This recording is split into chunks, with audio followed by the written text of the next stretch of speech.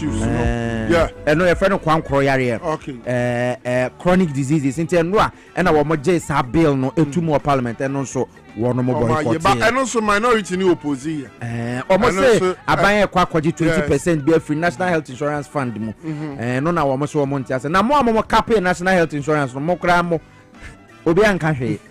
None, yes, say only National Health Insurance is Sikana Yutiano. Could do a restaurant. Ojo bill now here NHIL. Okotonia Mau supermarket, Mau receipt, NHIL eka ho. Sa Sikana yase yem fan share a year apomudin and one some organa ha. Until ye de boasa yare ni ade.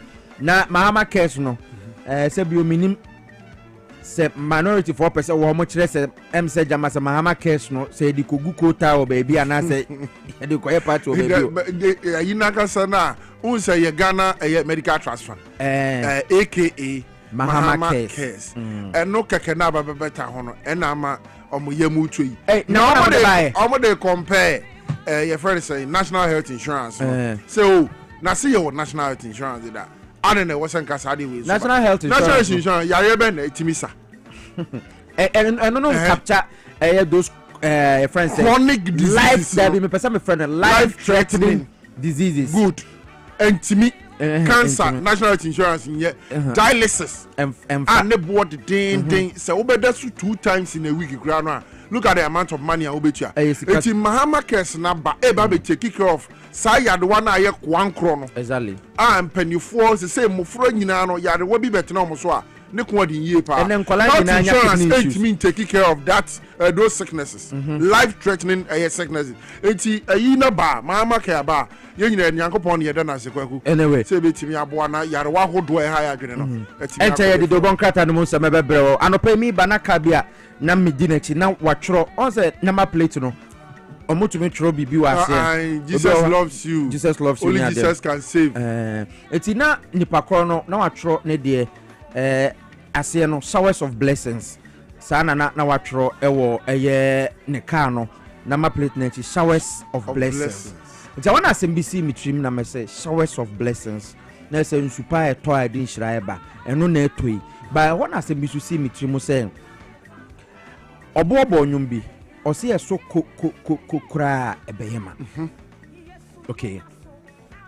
Eti na me se me na etiefo ni ahwefo beche. Me pa cho sa wo hwe o TV XYZ ta ya ma kwa ba dwumade di Dwabo Ase dwumade so e power 97.9 nkran. Ya to apeti o man mu ba bia anti. Thank you so much for joining us.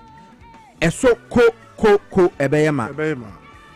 So it is similar to na me ka na no say o live versus enye dakro.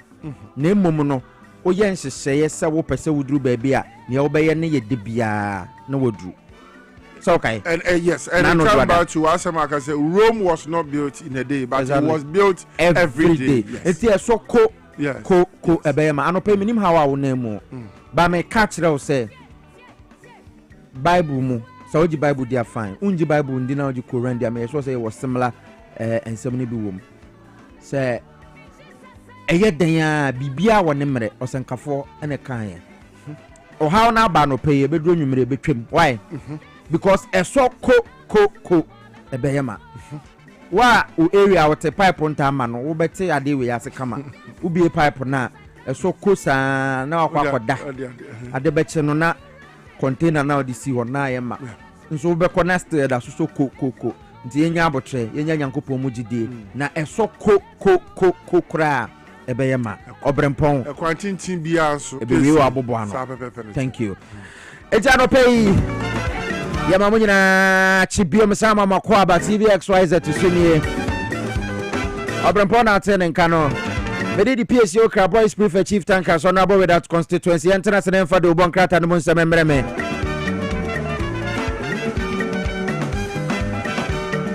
mre no koyi pa akora kofida akwa atena se ama poma checheku so ka no ho na de obon krata no monsa no se de abra akora de atena se or the daily graphic na be start Akora Kofi Dako. Lovely. Bibi aboko there. Onyame adumonia. Great.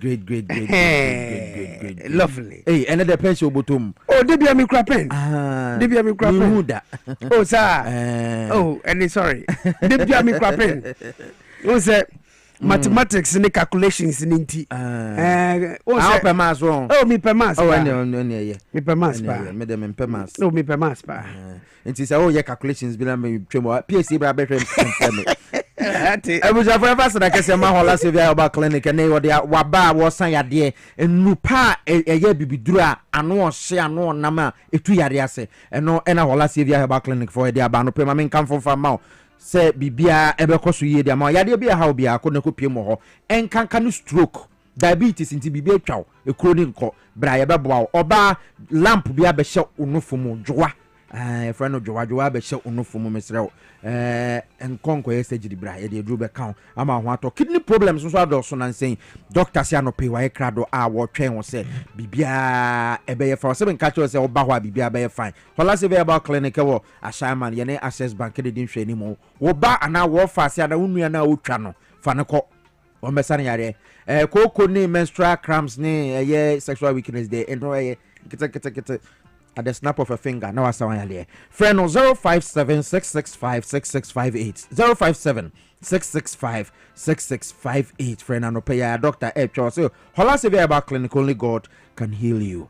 Okrah onia nkrata no emu na any kura daily graphic ekra me ene fe Okrah Times enso kra me ba pie zank na makomu no asem bi trend how madwene kakra asem ben I said zero but Director General Magana AIDS Commission Dr. Prosper Akambong and our raise alarm be say come here and say HIV no adoso now ni masema e woman say we what's the boys in the girls na ye wanga dwene say ade e friend rubber condom won ye jai esanze wo mu hu de say obenu contraceptives e dey prevent nyinsen na mom obusuro nyinsen echen enemu yade na boys we ade me so obuse tofia emedia e share up ebudi enye sa ni di tofia boys do subag just out what rubber no na we di tofia no raw boys no oni subag o raw popo eyen contractor okay mami fa daily graphic infiase daily graphic enim ha asem kesi a ode aba no o se mra a ye be hihye wo man mu no eno be bua ye pa na be ma empuntu etumi akona enim hina no reka sa asem ye na andane ena wa propose sa de we say law backed development plan it's a must and as a must say di mra beba ma be bua ye ma o man Ghana mpuntu betumi akonkan no o se sa de no ye na betumi abua nti we ni nsem a na andane wa propose a ene anopeyi eye daily graphic e de ho amanebo aba daily graphic asemfufre na anopeyi ode aba o se children abandon school for marijuana farms in Volta region wow ye oni maria evani yen piesie ade evani yen oni mi yen so ne den oni maria evani yen ne minim ne yen.com no news website ha ne mu kan se we no yen okay wow what's your confirmantama mofra a wo mo ho a wo no dru eye school growing age I was wo ko school no there be wo mo go school no no won ajai ene wi ya no mo dia ganja ya ja Rastafari kana mawe you are getting it wrong that's a mom enya no kre ene chiremwe enya no kre se ene chiremwe Rastafari obi because Rastafari internet na wo ka the Rastafari there be say no de michia Rastafari michia won keke nchia me kambo ni bia mate it's according to daily graphic no also call from Mantama mufrei ekroben o say bia eben vakpo vakpo area mu honum and o chirimu say children abandon school for marijuana farms in the Volta region. Why ne say chire awo 20 ama we dona baba ya kono? That is the question we should be asking ourselves. Mate.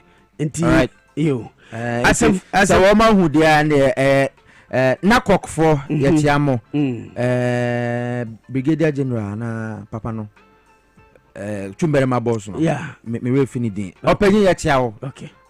Ghana police for IGP yetiawo. NCID for ni CID boss mame COP yako donko yeah yetiawe na no pay okay eti vakpo Yes, I'm saying investors about omo to we pa. Enti mabru na jai school a wo modo. Yo. Enti IGP any CID boss ya chia and no pay. Akra enko enim. Asem fofo na no pay Daily Graphic or the aba no say abang lawyer penyen e dey fey osuafo hwe atentene ne ho sem so.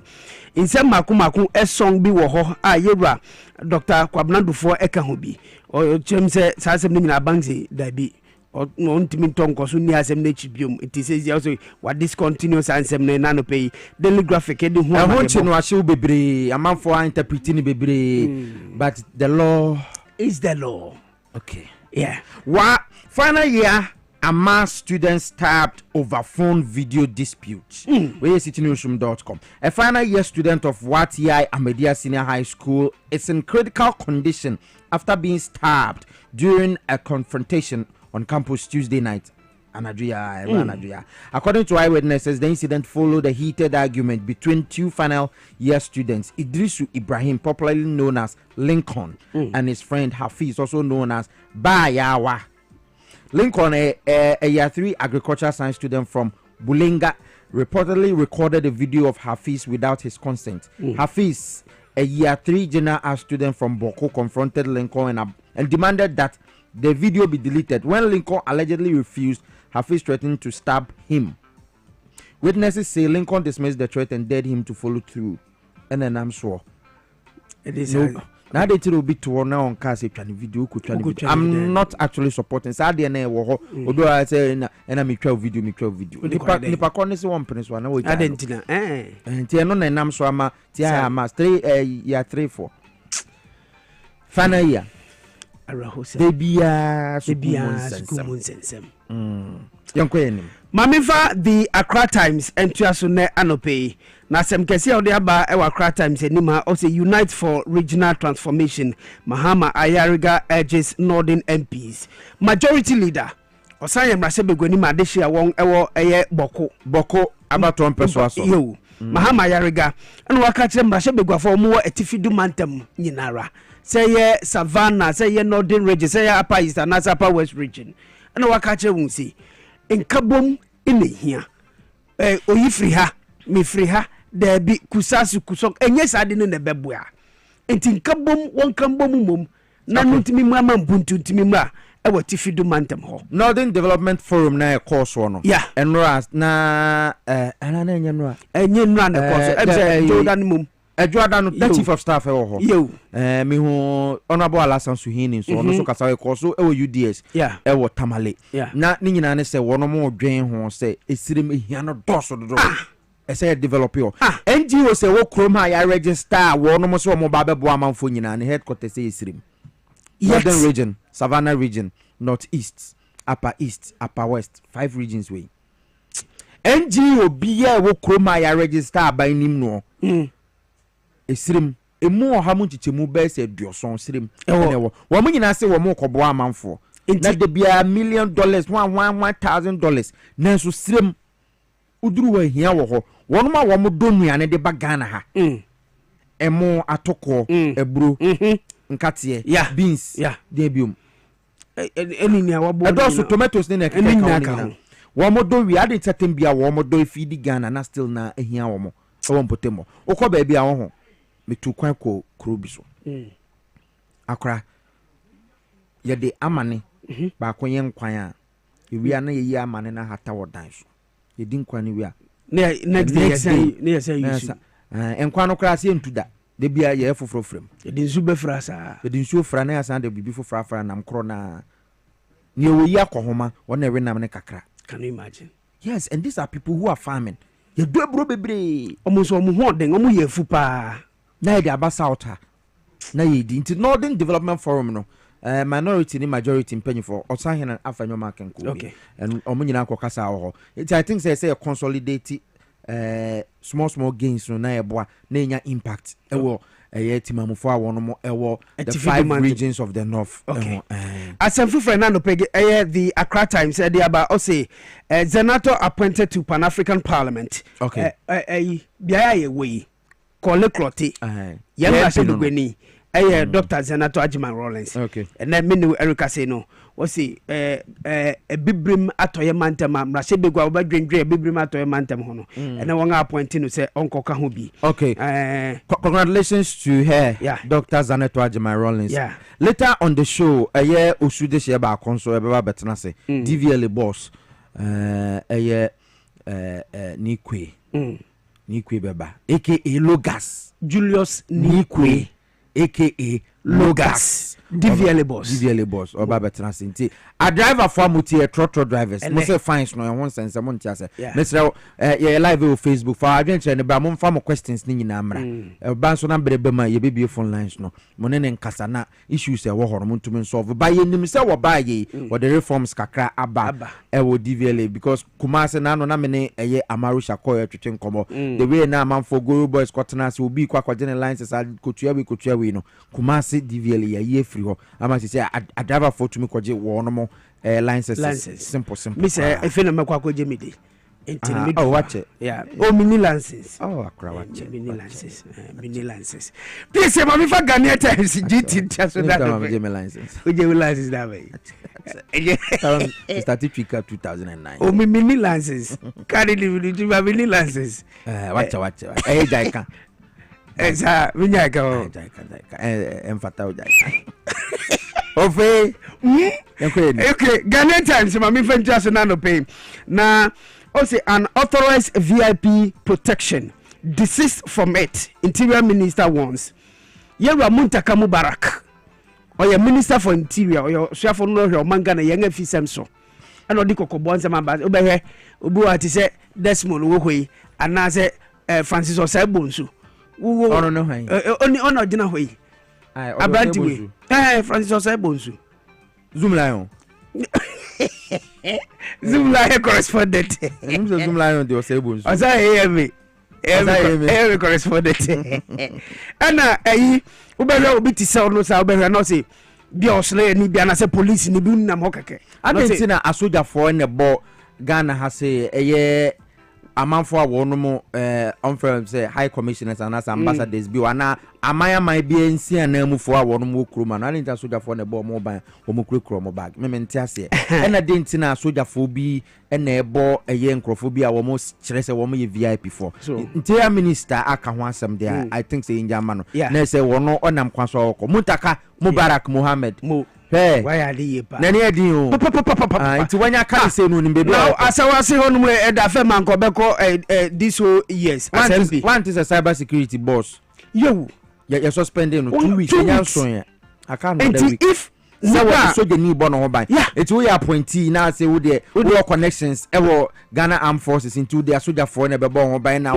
Wouldn't you quite say the police born by now the police for born by. And can no one more treat a police motor na na edika enim no na obi wo ha say ye de o ye nim bebe ye tua ye benya be edi enim because we use 4x phone Interior Minister ba o se munya hwe Piesie Ghana Times na asem foforo de aba o se kopemu adan kamia say ahinsam mu masotwi bi enti clash na spark fears e wo hono e wo adafo Interior Minister na IGP will take care of that yenko enim ye beko enim dia o say 962 small scale miners risk license revocation eno na no yewura amakofi boa e ka ho asem no ene Government Accountability Series no Minister for Lands and Natural Resources Honorable Emmanuel Amakofibua Elembele this year on the MPO Elembele ene wono ene be take center stage na wababebu nkonta de akire yen galamse no ye ko na ye nko na no mete se na utag for am okay university e kan sem bi se wo mane aban dada no ko apam bi se obeyesi de akọ galamse na me de metembi ameka forest reserve na MPP abreso amanfo ko shemo ana yentumi mpamo no aban agi ni nyina o asa yi omu nyina afiri mo eno e galamse ko ni bia na enye bia bia yenko enim ye beko enim bia ma mefa breso sem da worbon krata no eye chronicle infetua so ne anope o say police gun down robbers at cantonment in Accra na ayi nipa bonifo ye won adwini se okobokron adwo adame kan wa ha adwo no na news by review yewu sem mi nya fela ne ntem afi na aba newspapers enti eno so hu sem e wa wo bo na koda ala na wo mo de atu ahodo bebere gu omo so mo kwa ko wi abroni bi e wo eye cantonment eti na say a police for no edi omo ntete na me ka say wo no pese ko di bone a just be a wan kan fo nso say wiase mu ano unia oye madamfo no so ya obi so girlfriend yewu ene kromo anza kamia say obi yire shi obi mpena ai ena se wo kwa kodi bone ji se bia me hia wo akire ho na me no mi no ye ka se wo akra ye pese ye kodi bone sei na me kan gu wasom enu na ebi obi ntibe no kra no enu grambo won betumi achen yeah ba wo kan wo fon so chale me twa chale AK47 ni won chale hia me wa na je police phone nim yeah won me start ya monitor eti cantonment no wo mo kono wo mo fa yaris na wo no mo fa no wo mo tuo ni amade nyina gu mo cooperations eti police for no so di o monte tente from Labadi oh yeah na omo yes omo kobro ni ona akwa bokro no na police for ni si omo podi kan hu a police for no start ebubo otuo wo mumum me kai so fu bia na o kumase no e powerful panel friend no botuo nti omo start bubo otuo na omo bubo otuo no na police for no so say asumbo fata you gidim bigim omo say na ewu nipa beno ebi so prepare mo police hospital is here mo police hospital na me ka say am robbery na dem no more yo police hospital so my prayer Ghana taxes in the Ghana na say obi a okokun nipa or the prison ya Ghana taxes and man eduani say so police class still Ghana taxes when they say no one pray na go be me and me wo because we are never coming who got the money and elezi ese eduani nja wona say ebe wo weni masa tu ase pepe da bi ba Ghana mara kire se nipa bia obi ani ho kwan so ogi nipa nkwa emra e ba ye se oman no tumi kura bua obi kumfo no mampanyi bia ba se tumi wo pane se tumi wo pane kasongo lifestyle eti wo mapra o police for ndi tuo mo ukobo eye police ni tuo mesi say robbery case bi ebesi no a police for na first na mo ne am robbers no eko kasubom na mo dia tuo yesi na ebi mutumi di tuo high am robbers. Can you imagine? Yes, Koloma si amafo kan street no so okay. Na yenso ya tibi nti police hospital omo da ho amo fa shi kurungu omukurunum enhyehye omo pa na omo hu se obotuo na okumu bia eya Piesie no me Piesie Okrah chronicle mu o say Mahama Care Bill approved but minority opposes 20% funding from NHIS. Ya kan ho asem da akra me fa nkokuma say Kusasi chief shot dead by unknown assailant. The Kusasi chief of the Ashanti region, the chief of the Kadi divisional area in Binduri, Abdul Malik Azimbe, has reportedly been shot and killed by unknown assailants on Tuesday and where at his residence near Asawase F line. Eyewitnesses report that the two men arrived on a motorbike around 8:40 p.m. with one wielding an AK-47 rifle. The gunman opened fire on the chief before fleeing the scene. Azimbe, who was enskined as the Kadi Naba 3 months ago, was rushed to the Mensha District Hospital and later transferred to the Konfanochi Teaching Hospital, where he was pronounced dead on arrival. Yes, sir. Sanyama bi say yes, sir. I am so sem ya. 3 months I didn't see his way. And obi akoko. For baby of free Binduri. Does it tell you something? Does it ring a bell? Yo. Okay. Piesie ye de nyina erisi na no pe ameko no. Menua barima menua panyin John Anane Agbozo. Ne ho ken ne Benis Agbozo ni mami da fem. Oh, mami da fa Madam Christiana Novia Gogo. Aka Davi. Ochana na no munsia donti mi mabucha ne nyina hyeden. Mi ma won yakọ ne anope arahusem. Ne sanso na ye bema honorable Queen Stapokua Soya so abusia for yakọ nyina yakọ sara. Ya mo yakọ ni kunu eda form ora Bernard Olutunde Soya. Yankopo bo wochena na ye hye ne yi na se ewo Abelinkpe. Wochena no ya be start ya night of songs efu enwumre no nsia ekopem enyume no hotwe ewo Mr and Mrs Soya wono matena ye wo mu fie ewo Abelinkpe na Friday no ya be ko na yakwa akoye na wufusom ewo Christ the King Catholic Church 7:30 to 9 a.m. Funeral service nyina ebeko so 9 a.m. to 10:30 Christ the King hwa na yakwa kosie immediately ye wie awufusom no eno abusuafo nkwa ye private o kwa na wo tuntum na ya maame Queen Stapokua Soya ne Ghana Parliament na fe mpanyimfo ahodo nyina se wono mu so akere Ghana for say Mami Pokua soya de obia Queensta Pokua soya. Ne hujo pa. Ne hojo eti jamfo ne busuanfo mra meja yen na yensu yekunu Bernard Olutunde yenkopene kwabre. Na Sunday na ebekọ na asasoro wo Christ the King Catholic Church Accra eno no black and white na yeshe. Ye mabusuanfo nyina yakọ sanso na ye papa Jonathan Asantiochre na mebra peni ono nso ne ma me da fom nyame boa CK Man Street ewa anaji nyame boa memenda tadi CK Man Street anaji tadi memenda ya ye kona yakwa koye ne yi na yakopene kwabra pepepe eti Jonathan Asantiochre a wono kire na de University of Cape Coast a political analyst ne ma me da fom tebusuanfo amunim no Mr. Yenyina yabekota kra di weekend yenkoja no na bibia nkoso akra me da se akra kofi da kon na wote ne nka no wono ede eye mfonyi kese no na de breyen de obonkrata no munsem no eno ano no afa yemfa gudie munsem emfa mro na ansa na gudie munsem beba no ma men kan for mega cash lucky box emfa emma wo mega cash lucky box ne tie nie anope ya betuma discuss sese nsuo ne tototo na wowom obenya bia koto wachi na wagishito bebre ofa ne ha me wachi me pesito pie o pesito bebre it's a star 426 star 5 hash star 426 star 5 hash udi traffic one ko adwuma try bi obetumi the 10 cedis abo udi awodi if you chop star 426 star 5 hash now what you power FM na TV XYZ uchu so boxes na beba esanso 6 choose bia betuma choose 1 3 4 and 5 and 6 uchu so a wo momo kakra sika kakra wo momo account ma na ya bisao say o bo mega cash nti e ba beti wo momo 5 cedis o bo pin ni hwa na yate momo na wodi a obo hu se sika no beba be go front so as simple as that mega cash lucky box XYZ ya de abaye de ba bo antia no pay pe wa chesika e wo front so obetumi di up to 100,000 Ghana cedis in fact 500,000 eti obetumi di bia no pay anti fa phone no all networks star 426 star 5 hash choose power FM or TV XYZ na choose box bia exciting options no choose box bia ope sika guma ene ebeba be go phone so only 18 years an ka ho ye NLA Caritas platform ne so abrante kojo fosu fund ya tenasia wo de gude mo nsem enso ede braw kojo fosu the fundy Piesie Okrah. It is saying my Okrah report Major Classical. Oh, I am Major Classical. Oh, that ne come up. Okrah report no Majai. Me a team crossing no me koso crossing at me sponsors, me sponsors are mess community problem. It's really yesterday when the sponsors name on board. Because Okrah na we are intimi ko Okrah.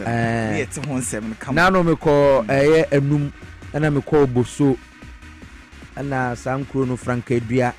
I was a sponsorship. Eastern region. NTSA for the sponsorship. No one in Bra. Sinebeye betimi akun cross ne the stories na ba. Choho chip compound choho ewo South Dine. Na kurobia amanfo a mo ho. Once we call Volta region mo tin wura na no kuaya no mo ye. Wo water aka mo pa ba choho chip compound. I was South Dine. Eho anti snake no. Yentumi nwo bi wo ho. It is our work come for one to me because the next health facility I'll to me will be a corner just our farm to quining yinti choho chip compound Ghana Health Service Director our Volta region yes remo mompe pie bin ko na mo upgrade because our work come for power choho ebia once okoye o de story na ba it say atin this idea health minister ebetene wa one because a problem omo ko from akọ pay biane aba na banchin bia ba kra na eburu ni body aba na wo wa akọ no na okọ hospital a wo mo ye adwuma ho no wo mo pay chip compound standard no wo mo ntumi want snake no this o munya PA e wo ho ye hia sponsorship ne fa nko ekure so no me da say ye fa nko ye kama ye di wa no pay. All right, Piesie Okrah to be quite some mass so good we see aboa no se power morning sports ye share na yentimi emfa so Dwabo Ase chimedie say the power 97.9 favorite TV XYZ and so o share the kamaka in someone endorse mo na dika na ditie na mbeka mo wetimi ati be werem and so the black queen sakati and brother enoma ankoye respect game aye boy ni performance they put in nyina no yentimi ankopiem finals ye the ho sem ma coach Kim last akasa afa imani bi enso akasa de ho sem no ma show ne so na ye beto aso na yakọ na kopiem amonone ensem no okopiem a in 7 doors one transfer window no egusu koso kama yɛde ho 7 ma show no na yɛto so na me fan 7 ma dem no hyɛ so say Roger Emmanuel the sports monarch and afi justice ebotira the boy machidom say producers na me ametena say and now no payment 7 promoting I'm showing the prince himself F to the A and DY Fanti but me chef say say na men fama dey na me sha say e dey free the Black Queens of Ghana Akachi and Data ukopia Morocco abonte so Rabat and say the Black Queens of Ghana area can say no e share so kama omni Morocco and dey AC and we ase no na say 90 minutes e bo we na say 1-1 and 26 minutes no and Stella Nyameche 18 ball first goal at the man Ghana ye de call your name kama na 56 minutes no and Morocco for so 80 ya ye de 7 and so at 90 minutes na 1-1 and I game no a carry call and 120 minutes which is that extra time no we are still na 1-1 a penalties so penalty we no na Morocco 80 as Ghana 4 ama Ghana atimu mienu pa and it's Morocco 80 qualify ekopiem and so the finals of the competition they said my host nation on ekopiem final before that no na ade Nigeria for and South Africa and so ebo semi-finals Nigeria etimi South Africa kamienu ema Nigeria and ema South Africa etimu baako pa omo etimi an qualify they said Nigeria and Morocco host nation and ekopiem finals omo de ekoko so kama no na Ghana and so the South Africa as go share biem 3rd and 4th no betimi awini akọ 3rd and 4th no ayede ho sem no and so Emma will show no now after the game no and akopiem dia head coach at the Black Queens of Ghana panedin at the coach Kim Last ono at the Senkakra at Tudwa echechemu eka so no there I am very proud of the girls in some bomb mountain etimi ewini Ghana so bomb mountain timi po game no kama performance omo puti and any hu ye pa at the Emma game Emma no and afa so ukopie wo chema I am very disappointed say Ghana entimi uncle for nemo na ni susu nyina and it's a tournament omo kom no na nkebe say Ghana ewetimi a qualify na say finals no yakopie na tournament na pokra yes so e win tournament no and so e wo ho a ye den so sem no e de Emma na ukopie mu a abawa ba ko no so the money ball eko kan ye pa abawa ne tin e Jennifer Kujo si akan at the Black Queens of Ghana no so and the same to that HM so I am very disappointed or very sad say Ghana entimi ankopie mu finals they say game no mo kono omo do mo nyina mo give all so metimi abo say so mo last game omo ball money Morocco boy ne de omo ball mo moten eji omo yem ebo game no se ne be yom metimi akọ na akopie mu finals and no ma answer akọ eti ade say ne real hu ye papa wo game ni mo ayede ho sem no and so ma wo show no so now after no ana akopie ma Ghana for fans ni bi enso ekasa Ghanaian fans ni bi etimi ekasa kama yere ho nsem no enso ema wo show so ukopie wa say and no so ete fans no ekasa echem so om say Ghana money no ekonkan ye pa tournament etimi ankopie mu final nenso Ghana ye boy humodin ye say bibia ebe konkan edaman to om chema Ghana this performance they put up na there see etimi ejere girls this so om young players and om pie mu enso tournament na say om kambom na say etimi keep om na that transition ye adwuma ebe boa ama Ghana etimi akọ anim say next time tournament no bibia ebetimi akonkan ye de ho nsem no enso beti nsem a emma no and I said fans ni bi etimi kan No, the outcome wasn't what we expected, but at least we had a chance to play 3rd and 4th, right? So we want to see you bring the bronze medal home and much love from Ghana and regular. So it's a great tournament. The euphoria was that high. And the ladies put a lot of effort, both from Morocco and the Black Queens. They were all doing so well. It was a great game. And I think the whole tournament has been a relation of how women who have come so far on the African continent. Oh, I think the ladies have done well. It hasn't been an easy journey for them. And we need to actually invest into the ladies actually. Because it looks like they're football outside use. We need to impact more into them. We need to motivate them. Because this is just the humble beginning of most of them. They are very young. We groom them and train them more. Etiano small fans ni be early to do etie kone ko tie sama Jennifer Kujo eso ere kan about him say I very sad say Ghana yentimi an qualify an kopiem of finals so mo give you all and e ma say Ghana e wa kopiem of finals ni mu. This one actually hurts, you know what I mean? I feel like we gave everything.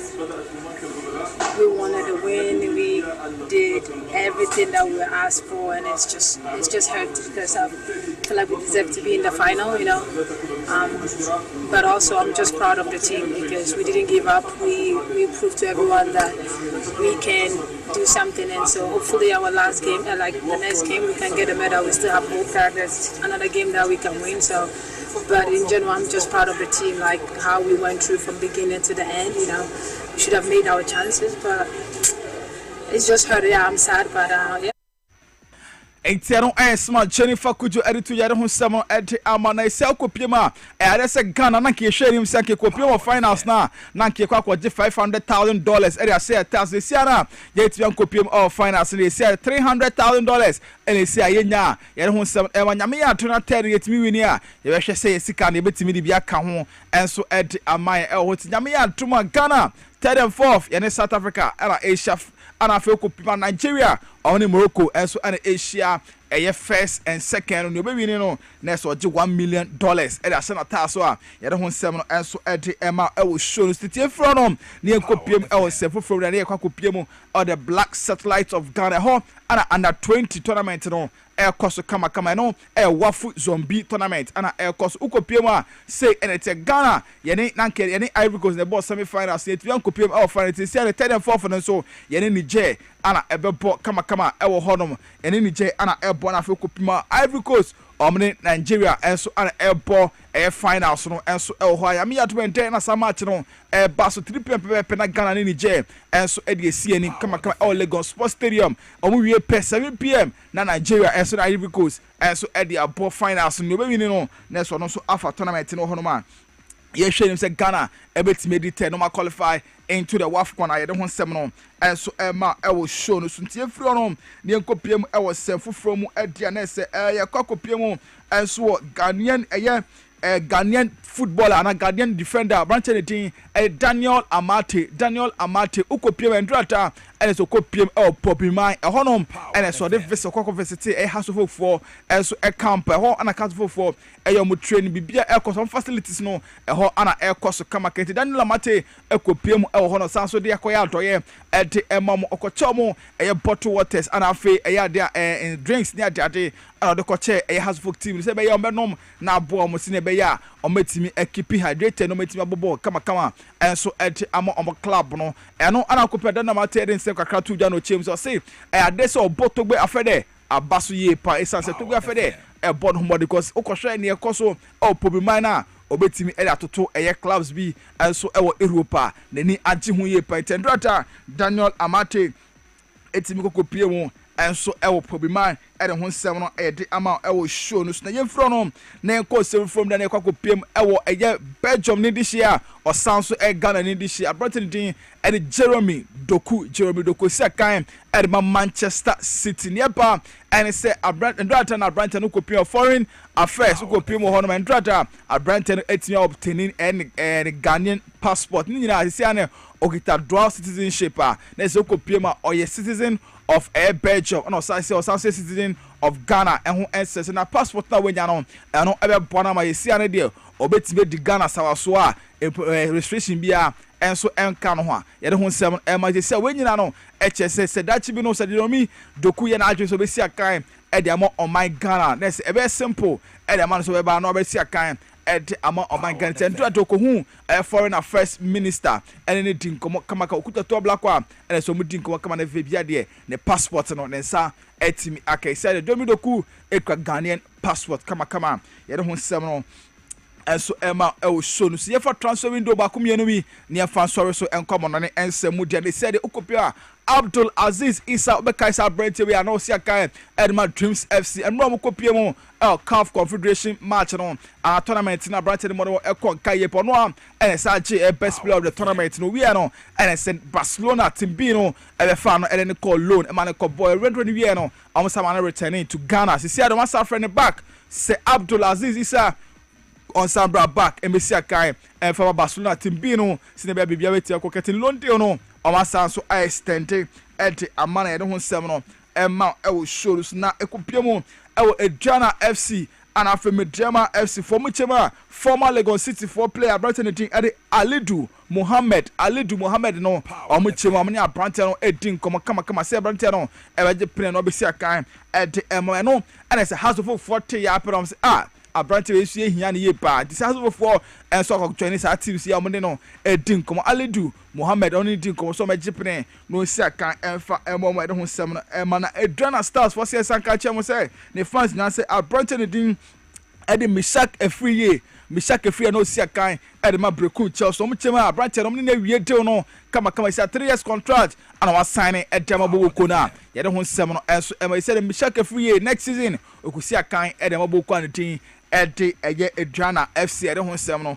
Adriana Kroya omuchema breku Chelsea for ye omni edi chempe kasubom and omni edi e ho no kopiem omuchema omu goalkeeper Brighton din ede Obin Setre George no omuche wo mani abrante no so ewie an sa 3 years contract ono so etimi assigning edem Adriana Stars ye de ho nsem no enso ema e wo show no transfer window no yemfa ensi e wo ha se na ye kopiemo former Ghanaian former Ghanaian sprinter papa de din ede Emmanuel Tufo na todo na Efren Kora papa no etu America ye pa no to America ede ma oban Ghana de se kakra ede atudwa ede afa ede akoma government na so aban no so ban na be ya anka aban no entinani mfa ngwohwe schools mu athletics koso schools miamia intercore super zonals ne ade ne mante no mtumrika ho no omo ekon kan ye pado so omo support ne mo a ebe bona dachi bi no omo na betumrika esanso ede ama Ghana ho to chema aban no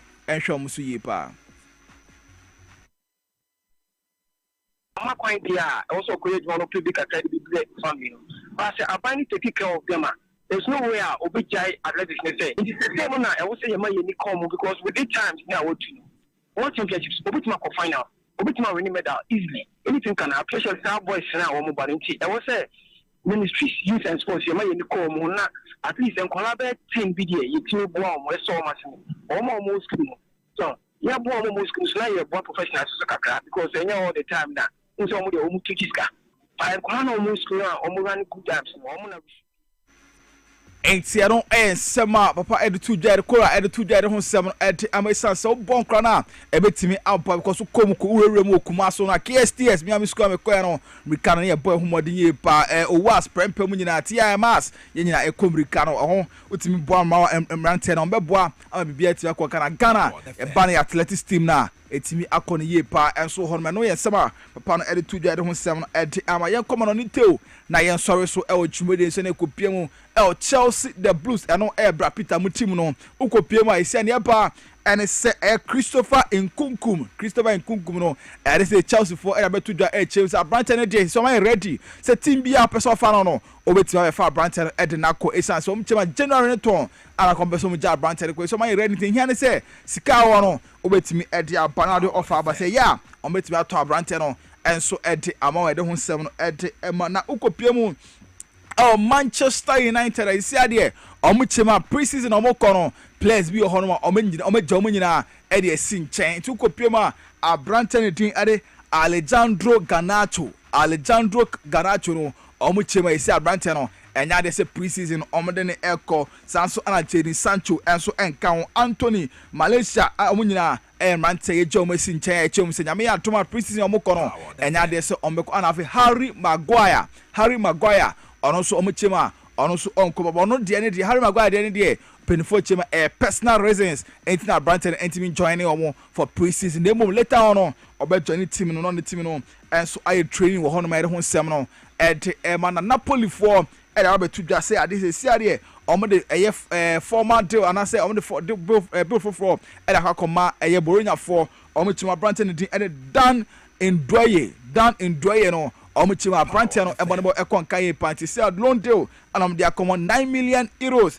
and they are plus say some to Branton permanent there 26 million euros plus 5 million euros add-ons and betumi 26 kabom no say Napoli for some to Branton 31 million euros and so betumi e dey ato no and so kopia Nottingham Forest for and so chima adesa Branton no omu hia ne ye pa enti omu so dey 30 million euros and they are coming Bologna for so much nje na so muntimi and sign Branton say Branton no obeko Bologna and Napoli no and ejina club no so betimi ahwe na wache enso ede amoma yede ho nsem ede eman Atletico de Madrid for enso echemesi ade makwa ajake Branson din ede Mark Pubil no mo chema na ka Branson no kotin fufuru esi ade mo ne ambera for akodi nkomo sa Branson no o mesi akan emfa emoma yede ho nsem no ema o shows na Erik ten Hag no a former Manchester head coach ade Bayer Leverkusen ho ana akono wakache a place no agency nyina asesi ane de Bayer Leverkusen no abano Bayer Leverkusen for a mistake ejai place bi ensa emo mo ko keep place bi ensa dia ko esi ado kache agent nyina ase obi am put hold na team player bi eni ho a ofri Bayer Leverkusen team no enso ede akwa ede ho nsem no ede ema e show no tie hwe ne emfa kure mu se boaboa no se power morning sports no yemfa nyina emfa ensi wa hasi na fe dwa aso dwumari no and traso and for my most again channel song so Roger Emmanuel the sports monarch and afi justice about lion boy ebo machidom say producers na me ametena say na pay me den 7 April I'm just trying the prince himself F to the A and DY fund ye twa ho aba ye ba dwumase dwumadi no e to aso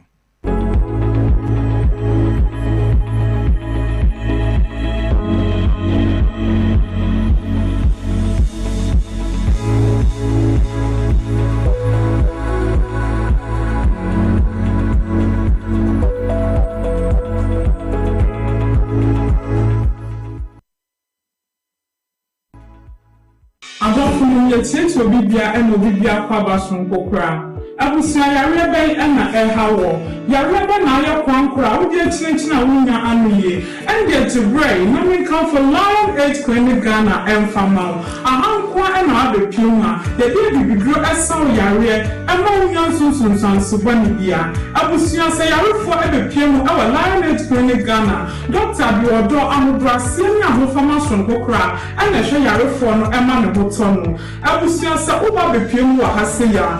Yes, sir. And now we are able to say syphilis, gonorrhea, candidiasis, the people who don't even see a friend of bites. Yeah, company everyone ever has said. I will see a Bema, who was in any more, who to me might be my any more careful now. Lion 8 Clinic Zebra, not every grow and now so said Bema Mapa.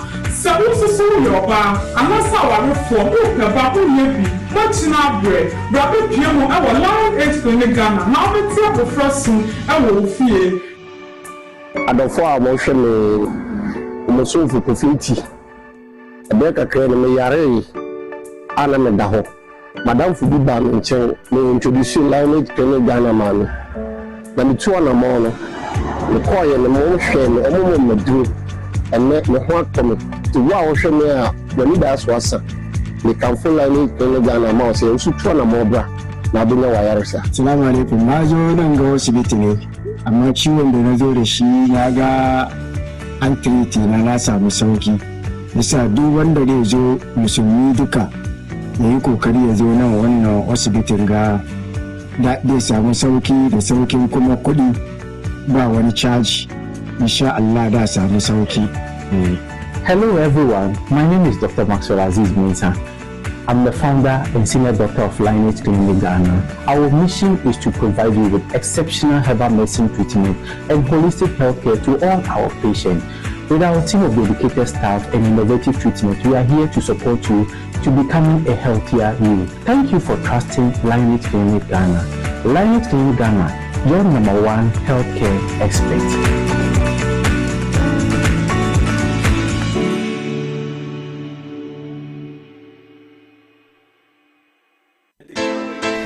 Mfitiasie no mene me kunu eware wo odro ene asumdwe kwanso yawawe na chi no mene kwachu ba hotel pop pebi say be sepeo. What? A team for so crown na maye bibia wo nyankopon sem ekoba ne san me kunu antenase e dro botum wajo eye edek SM bites wa eni gia befi we na me de yem bible edek SM bites timase mama me sa wa worry mu enije bewie wo paya na sa wumpam agrodie ebaye akwana na ye kamfo edek SM bites Mrs. Wa oyem yo nyina monome no okọ one time Edek SM bitters.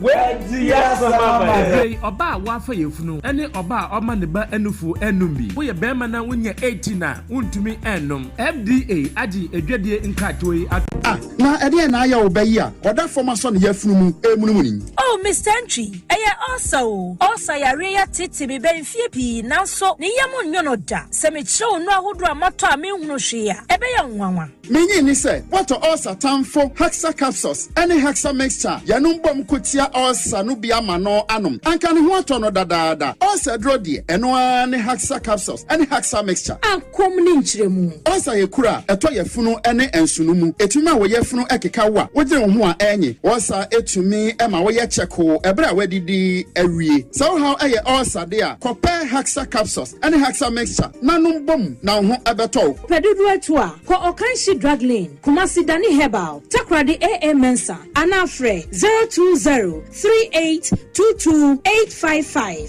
Apinfo abatan ya woma won mofra no fo ene mofra woni mfiedum no enka ho Haxa capsules ene ne mixture Asa tamfo edie age edwadie nkrato yi atom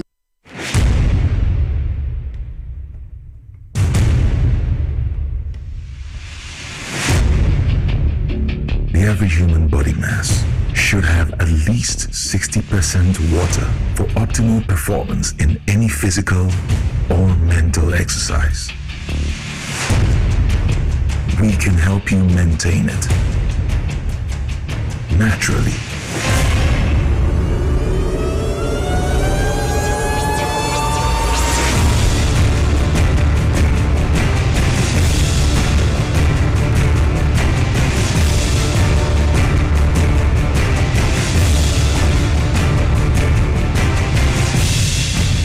Natural mineral water. Simply natural. For bulk purchase, call 0596 273 546 or 0596 273 547. This advert is FDA approved.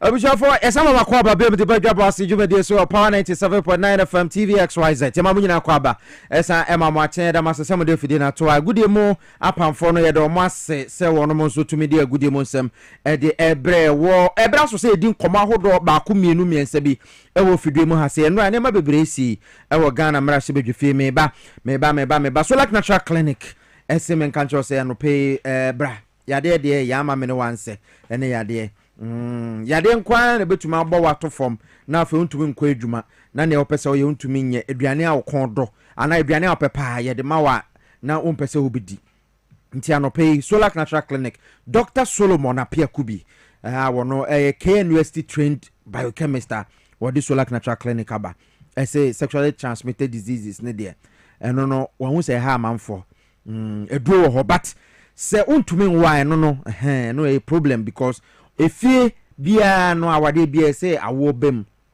at a time amope but time na so na say mba na a problem onu kunu momra ye betumi aboa ahwemo kidney disease liver problems e de amanfo papanom amanfo yerenom amanfo kununom amanfo maamenom eko enti memma wo de emfa ho ko hospital ya diagnose o ko Solar Natural Clinic ne ko Pedro ebeboa pa liver problems kidney issues wona say atata untumi na prostate issues mema cancer ba ko ekuma bi before mema pa o say bema bi cancer say oh cancer ni kuno most of the cases 8 out of 10 prostate cancer eti anope kono kohwe wo de e wo Solak Natural Clinic na yenhwe wo ye wo lab ho ai de ye fibroid scan na fe prostate scan laboratory no so no ba ya de bia e betuma hwe omogya odwunso mni na ese hwem na sana de dru account ye wo kokomlemle Accra ha ya kokomlemle ye be have senior high school no free 0553 932631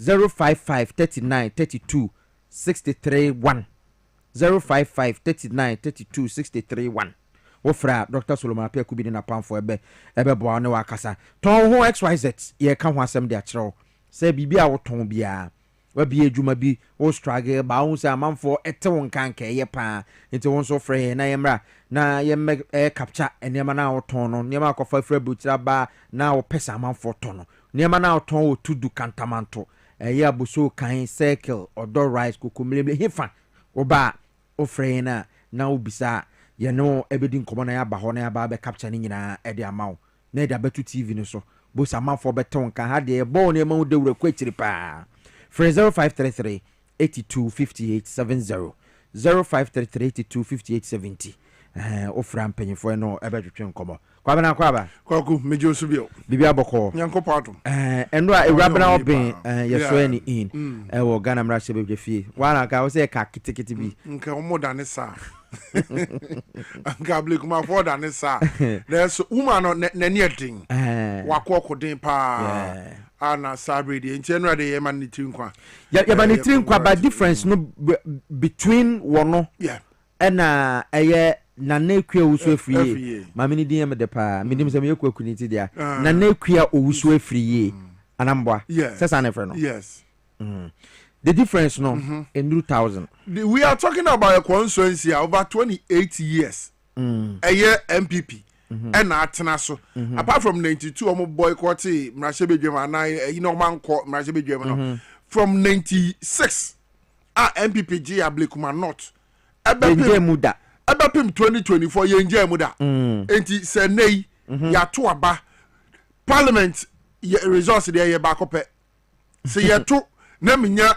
unya 59 minya 60 meko eno ne ye hwe ne percentage but nenti a eno no eye ade ese Ghana for anase menu ye ka ho asem ne se NDC obi ani ho a okowini sita obepese obeko one term because one term no at that time no 4 years ni man we ye no na unan nyanje from ye na parliament nsensem ne ho hyehye na unya nsuan we ye eti no ukofia ebeya ukofia after 4 years ebeya eno ni ade ba kwa bebire mu eto o ma na omuti pese eti no because sad time no o afa wo wia wo first time no dey be wia unya second term pe na first attendant etutu ede ko wanim enti yenye twa so first time ne pe ya chen bibia wa twene ya untimi nja legacy papa bia wa kira ibetimi di aidan abodi mpe enu ti na se NDC aban yewura John Dramani Mahama eda no wo say wo reset Ghana no yes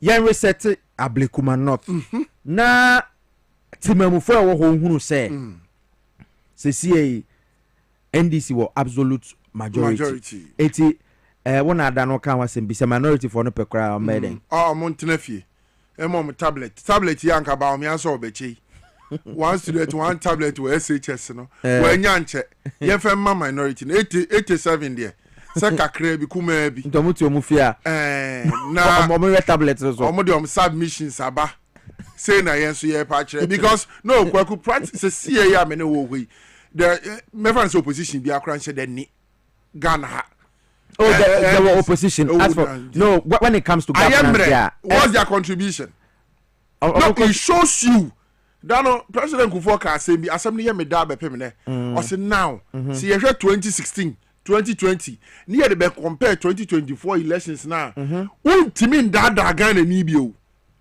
kwaku abato ya to no 2024 no eya abato a ebe ya abakwasem kese de ada ye political run for a very long time me na make sure now sure the ordinary Ghanaian historic see when odo any gie ahofa ma Ghana fo nya de koto aba 2024 eno ye akono a His Excellency John Dramani Mahama ne ho be ye because yes mami wie because of najuma bia na widen Now why ye pain? And one sign to abandon sa because of a memo bonnie. Good. I want to know. His Excellency, the former president, Nana Dankwa together with Alhaji Mahmoud Bawumia, Ebebu or my net, any ministers. Eti to send the O2 for catcher, you are John Dama, you are Nana Akufo-Addo. Yes. I think in 2017 or so. Say Ghana for the come any brand. Yes. A come near Nibra Ghana for the tour about 2024. Then you come to 2016, then nation because 2016 inflation rate you're saying. 2016. Na inflation rate number 15 or 16. Yeah, no from come on. By a quarter last year, na inflation then I'm saying now Korea kwako pim over 50 na etete I think 2024 inflation called 54%. 2022, sorry. 2022. That was when Nana Angwa gallon no and nam 1,400, 1,600. What did they make a turn us here? It's the highest ever. Until now, na etete bafo. So come on the Ghana for no. Papa bin kada so say wo da ho na akokọ bo kokoro na wani tia na you do wim. Yes. Because wo ton wa yento. Dabi e kan so amemene. And na wo expenses na ese wo ye no. Kwa na ekosoro. And na no so kra ampo no wontumi enyi wani because school fees na den obetua. Yes. Mo ma na mutua school fees. E primary school, private schools ni ade. Na munim say na every time bia na feeding fee kosoro. Yes. Bus fee na ekosoro and nema bo ekosoro textbooks na ade because it me say na your schools be okra na yes within 2 months we want to Mr. Fra wo for say no and nema ekosoro nti e say review prices eti na fe awo for 30 awo for high and we awo for and obabu na ono te baby awo hustle lawyer fair na ekosoro because for bo ekosoro ni ade nema bo ekosoro na so income no na eti a and eti come Ghana for the to aba no Eurabana Oben back to her no. Yes. Menya sure say no person DMP keke. O person ja legacy bi wo. Yes. Video no ha ma yenko na yenko hwe kwan enra wono mo fast we shine no na owie a memra meka asem bi kire NDC for ene maame Eurabana Oben na yento aso enko yanim. Yenhwe parliament enra ni sie. A member of parliament.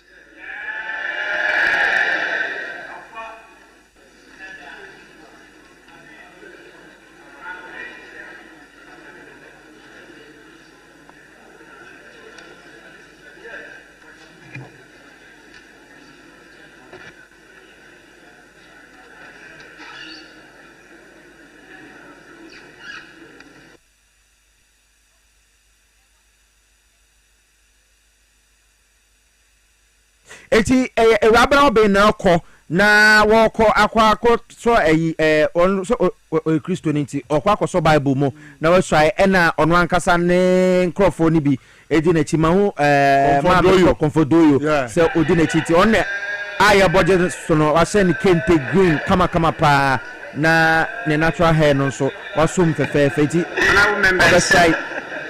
we will first have to know which denomination or non-denomination she belongs to. Are you swearing by the Bible, the cross, or is affirmation, or by the Holy Quran? Bible, please. Honorable members, clearly she has opted for the Bible.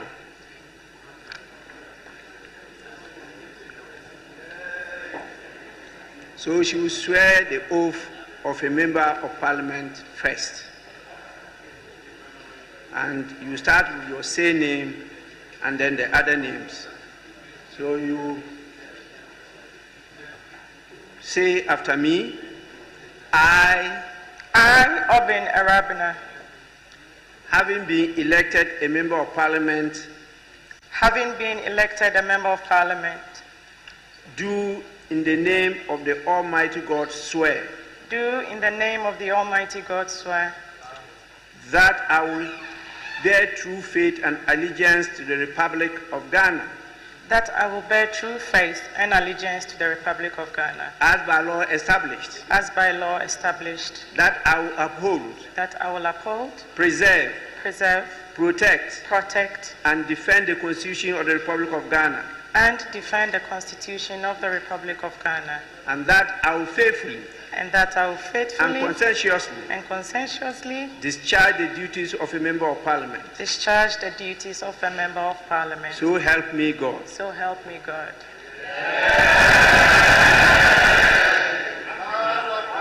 Now you proceed to swear the oath of allegiance.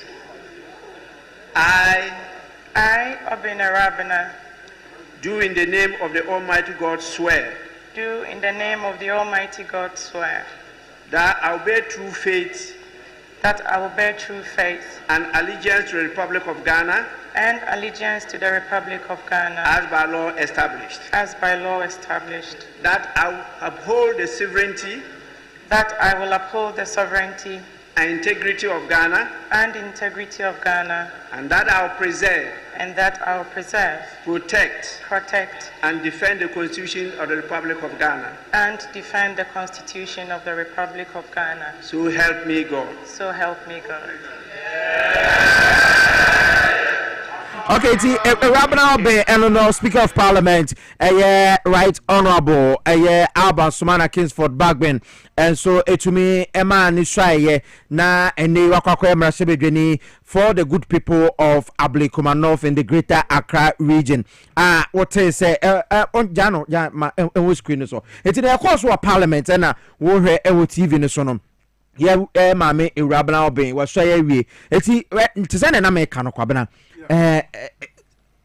Now difference no meaning say obi kura to me the 3 votes yes ADBT obi eko na one more eko ebo wo mo sesen e Parliament but then no enye no kwan na see e Parliament and no ade ba ko so esan see no ene se Mahama case enom agitu mo mahenkwa ahoma no so na membo nkomo ensamra to ye ba Ablekuma North back to Mahama case. Honorable Dr. Titus Bayo, Professor Mpo. Prof, Member of Parliament for Lambushi people in Ghana, Mache. Yeah, Michia, for Inanso. Yeah, Josopa, and pay ya senso se when kasa, se bibia boko de.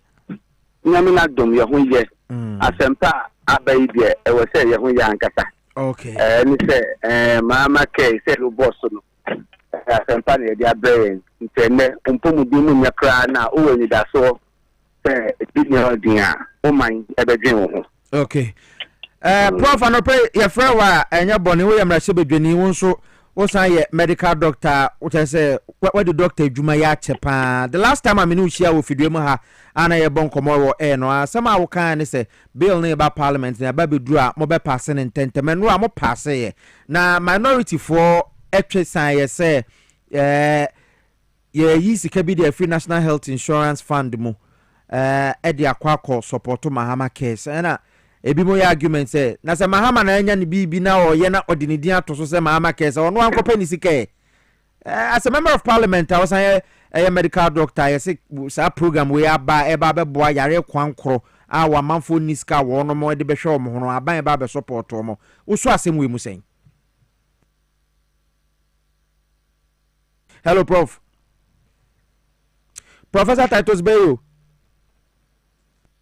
On Temenka, yes, I should say, Yaneno, Ebersan, Komobi, one airport chairman at the Makolebu Teaching Hospital, was a member of Parliament at the Lambusi Abaton Peswaso, Honorable Professor Titus Bayo, Madam Sawasaba, Prof.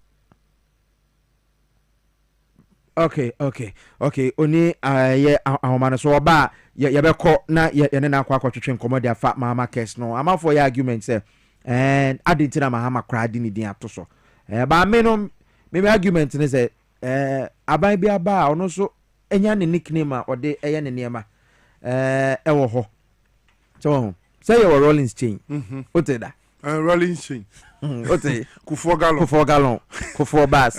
Mahama case. Yes. Nothing. Okay, yes, simple. There be a dinner dasono, and yadia said that day a year at Dibia a yes from. But the purpose being. Anasa Jumedi Eba Survey. Yes, it's a minority no more. Your national health insurance that into where would they buy a bay overburden the amount then a bay yet near my baby M1 and you know crepies here. Look at the national health insurance.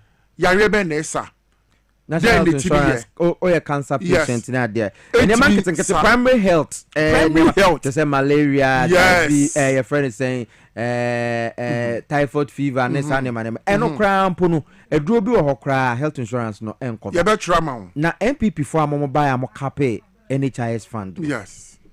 Mucha so says can ever ban a binding in sabe bo from 50%. Yes. Tina health insurance na kadawa buy we buy our tuma force work here. Minim the last time honorable Parliamentary can do buy video ma say na some our kind say abai we abono modern tua amane aka say April so obaha in May. Yeah. It is April na abai ntua me sure say by now put the abai tua April any May edi nyina me sure I said me to me check it but eno no kire say abai bia ba ne nanamo awutu progress health insurance now we call hospital. Yes. Maybe when your kidney problem. Yeah. Okay. Eti kidney name function ye nti say we call that dialysis. Yes. Health insurance and cover. Debbie. It is a mama kra say NGO kra no te no say what na oye president nti national health insurance kaka kranko na nye dedicated fund a be take care of the mama this life threatening diseases, cancer, kidney, liver. Yeah. Diabetes ni keke ka ho. Yeah. Amount for the bana say wo mutwa omo ho antwa. Dr. Titus Bayu can say be. Wo say wo no doctor ni ti wo hu abre. Yes. Wo say obi wo okra na wo wu ba owu ye na oda ho no na abusuafo kra dwala. Yes wo ma dwa say wo wu no. Na unim say wo be wu na ma ye bo kasa. Wo ne me che wo no. Yes. Eti we be take care of those things. What's about man so honorable Professor Titus Bayu. Beba. Aha, me pacho say awmane te ko kakra. Ma me sa ma akwa babium. Enura ena moje ma mama cares bill year 2 months is about be mra e ba be boa life threatening diseases and as chronic diseases enkankan kidney na ye popular panic cancer ahodo no. Minority for say na samahama na anya ni bibi no de ne din atoso a adetina ye kwa kote national health insurance sika kakra e de akwa fande yo me nda o mampeni His Excellency John Dramani Mahama say on behalf of ayarifo nyina a wo Ghana ha na ya nyina ye wo man ni mu a sebi da achi edia yare ya bobodin ebibetini account yen fa sita kese pa emano what you say or domain or some sort of vision and or thing ma yeah almost can say yeah health insurance the card and you could eat the other year and not me whom be here and fan crowd papa you will mind and will be doing sample health insurance system edi sha ban sika futuromu you know the no him the before play na ye jai room and no any we health insurance ka esa dia hye mpobudi adwuma na ma asa o yare ye ne ye anka obi be complain anka nsese esi ayi MPP for mo ma kwan kama kenoporata any akufuado edo o msambo health insurance ka ye nyina ya to kaka asie se ye yare e be se ye no no the fa play e di jare dem ye na mo ka nne yanya ejapa abode ne mahu you are saying me that Kennedy me bank of play no me bank to see adan mo bin tina mo me bank ko holidays nemu me dey to ho in another part I have a medical trust fund that medical trust fund yen ni say ya we bi ni mo wo ho a eto wo etimu a wanya boafo a obewu se bi wo ye djuma wo testing yare no chronic diseases because e wo ho a eto afebo penti wa won timi ni djuma ni wo sika to bete na nya wo no di ni na be sa ho yare eno ene yare a ekuni pa me se ye abusia gbefunu efunu bi wo a abusia eye funu a ayare wa mabobodi ekunu because endi samre no na ho sika nyina sa wa bobo bisia ama wo ko no eka na wo damage ene His Excellency John Dramani Mahama ebe so anu amaye second nkrebi wo ha na nka wo Ghana ha ene person asidi no ate say me constituency last week wo ho you have no chance or access say obenya specialist no wa show Mahama K Ebema specialist care are equitable across the entire country. Oh, quite best. Only be a car also walk the ground over Lambuse ne. Na nyame mpata. Na wakwenya it is kidney disease and now say cancer, cervical cancer. Na a do with radiotherapy. We do with Dr. Holmo Lambuse Polyclinica. Na or sure no who's a phone ya that way or better referral. First na common referral na at so no bushia to the Omodo Bepa. Omunti am go ye di do ko so be. Desia Dr. Animal referral na. There was list of specialists. There was minimum and a hospitals that almost offer that specialist care on Mahama care. Intino Doctor no de kata ne be master a doctor for na o betimi ahwe no nti wo ko mo ho a enye sika semtu o manya die tum no nko ade atete ye papa Mahama aso wo kam nyanya ye lawyer wo be pa e die si bi a wo na o de akọ. Second thing is say Mahama care ne be ma ya teacher specialist no across the country nti e bia unya do Lambuse Okrah obenya bi wo wa original capital who provided this type of care. I will call Wunchia because His Excellency acted a medical trust fund as to wow. So those are some of the major advantages. Ebema infrastructure for specialist care in the country are improving. Ebema equitable access to this specialist care. And the final one is that chronic conditions are we can saying word the whole. Mahama K ebe sota career no ano ama. Eti ye change ama His Excellency assented into bill no.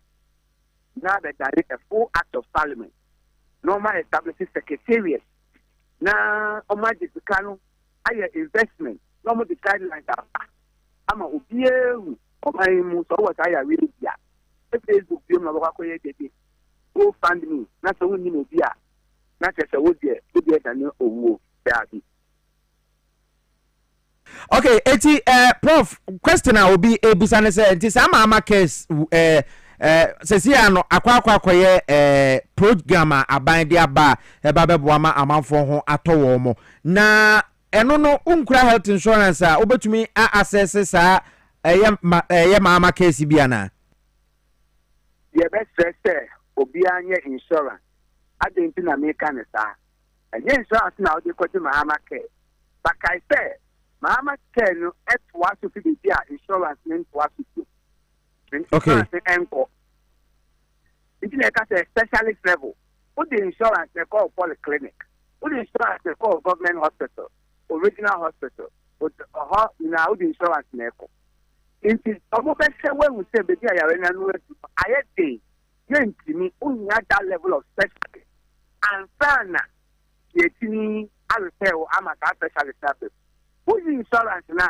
let's say who this car if the other who can na who do the Mahama care no edeboa because this will be a show who kidney failure who ntimi person so pe ko pe kumpe o kukie se ni mo kidney failure e ko le ba ko e dale this wa ko doctor oben doctor say why you love you be there we say okay I do a kidney failure who insurance that many na no person who cancer answer be diagnosis of cancer you be your lab you be your biopsy you do be ko theater who insurance be so sad ni na no amawa who be den na say be o sika o mpesa aban mo a nti dia share Mahama care share ni mu say e pe say wa obi a oni die nti nim say we need dia your insurance no ya le ni sha sia o di insurance le be sha sia na edu be dia insurance ni ntimi bioma na Mahama care na eden abamu ama that is the thinking behind it say ka say obi a obenya Mahama care you should have a insurance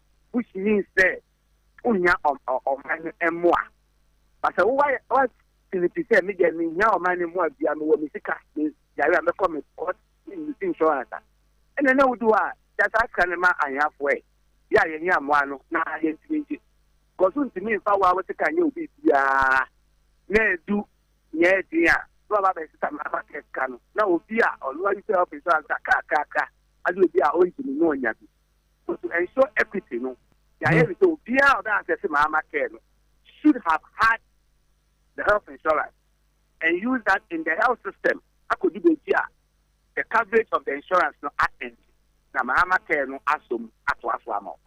National Health Insurance Authority for one more card ya one maya ye advocates will be a enquiry be no ye so ya ebeboa ma woko hospital basic nema ese utuano na abana asum but obi wo ho wonye bi na se wako hospital akotua ni sika se yenhwe no na wanya kidney failure so still ni pakro ebetumi assess the Mahama case friends program no that the current arrangement, no. So why you watching say when you health insurance now, Mahama can okay because not just say yamwa. Okay. Health insurance, there a buying say ubia or yamwa biani ye. Na yamwa. Na say health insurance in near to kai say health insurance can be eka near ye de Mahama case. Uncle take donations and other sorts of funding account. But health insurance council account. So it's a specialized program for people who have subscribed to Omunya Mwa and it's to take care of the vulnerable. You know, so was kind of our insurance then out of this one, unfortunately. Okay.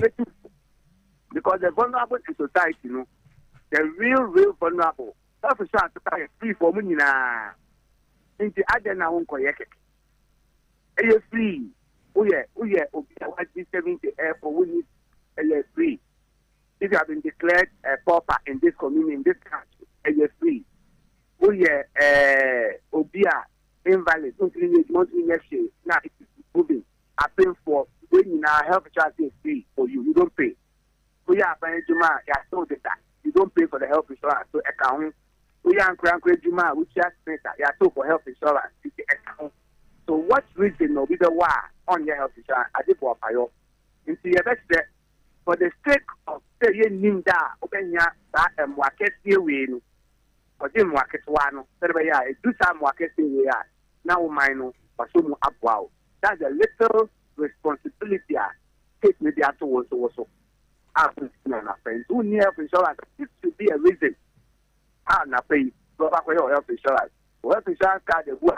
Put the cool phone star 929 or 10 ubetinya ye. Omo na be no renew health insurance. Okay, the NHIS card near prerequisite edema obia or person access Mahama case no.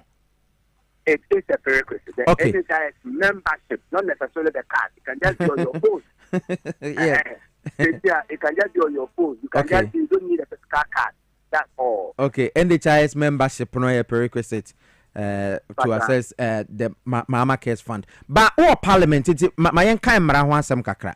Na do dan kwakufu ado abreso no. Wono makape NHIS fund, and this is because of minority for concerns awomo to me a reason intina me bisa same way. Womo kape womo de enema ba parliament and a parliament 2 months and a womo to me a kape NHIS womo revenue no 90 we ya more than 20% every national health insurance is sika mu koi and also emra ba parliament amaya to me asakre mu ana eno sa emra no ya passe ne nura kamra no ho Mama care no a full bill. In the bill no you are 20%, and we have amended part of the NHIA Act in this bill I passing here. The last part of the bill, the schedule, schedule 47. That schedule no amended the National Health Insurance Law to permit that 20% because also National Health Insurance Act you cannot use more than 10% for anything else other than all National Health Insurance Jumano.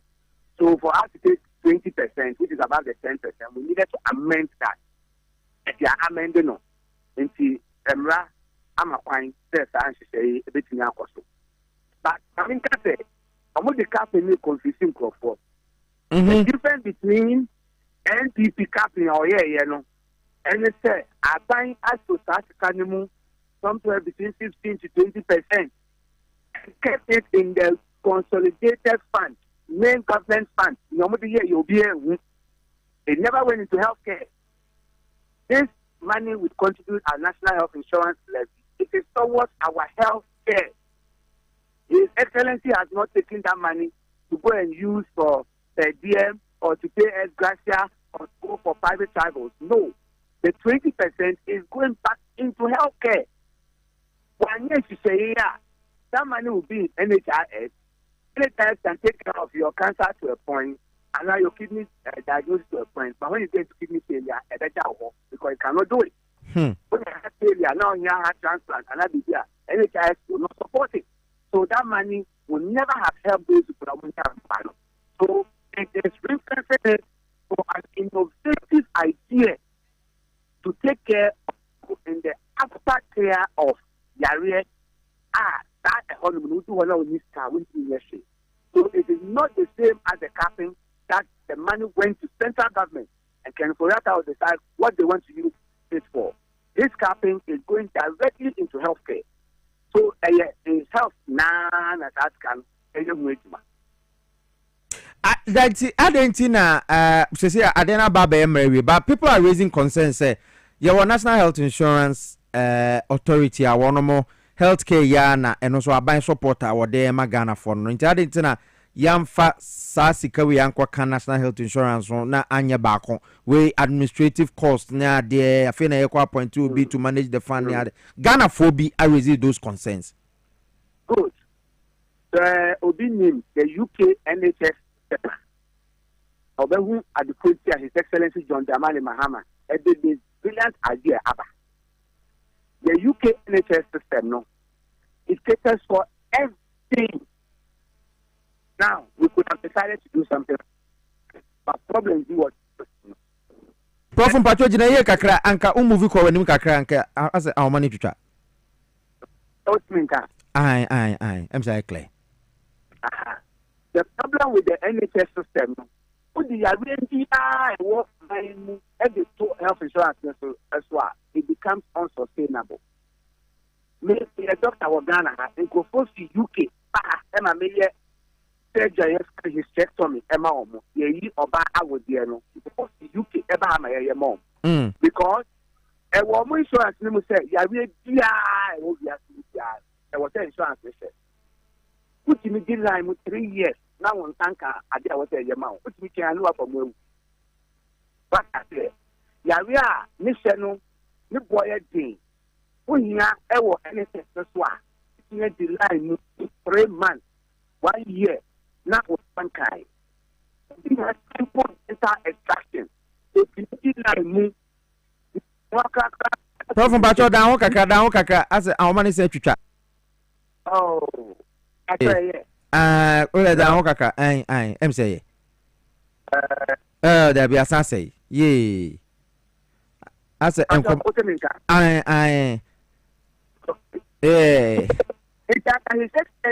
really need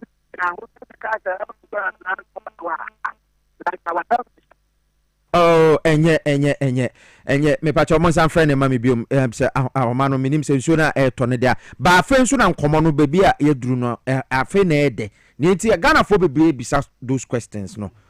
Say, identity, and I am found national health insurance, so Sassy can I am found so, and our day compare UK NHS system, no, and Ghana had there, no. It's very important. It's a some friend bium, na once I'm starting free UK system, no.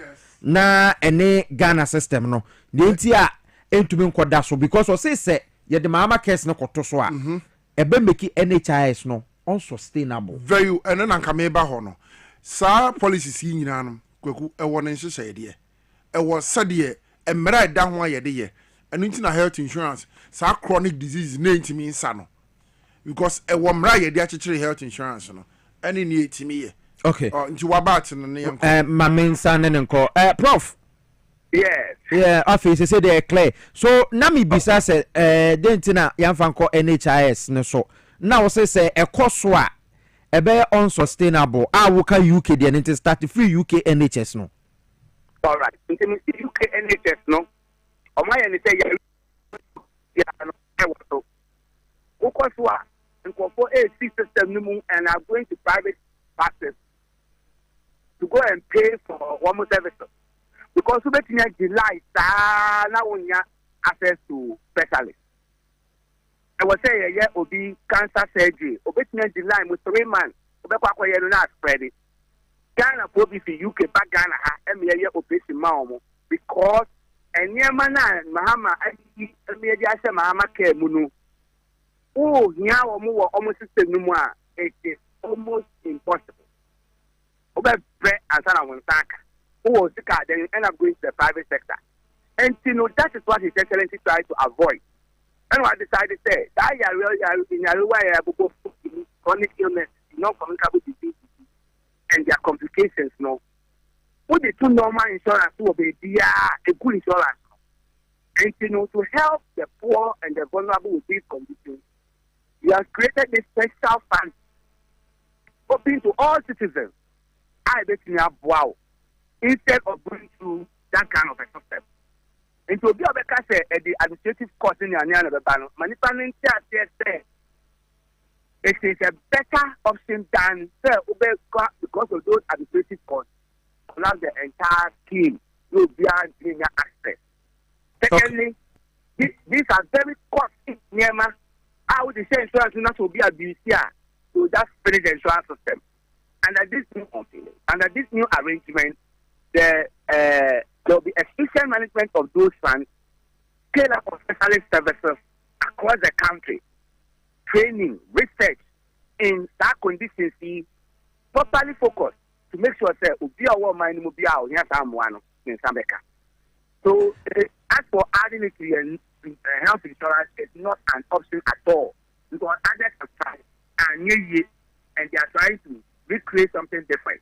His Excellency, okay, but what difference will it make, especially if I say Ghana ha or more NHIS no so yeah, if I say 50 na emu 10 and not 12 and what chronic issues we say ye de mama cares no nanka ye ka say ye two funding for NHIS or no musicanum and nanka eba so what difference will it make any pattern now? Difference the difference is that if you add that where you can the NHIS, remember they are added to some point. Over cervical cancer, the initial screening and those things, the lab work, they become NHIS no. But they do near thing, say you did X-ray, radiotherapy, every year.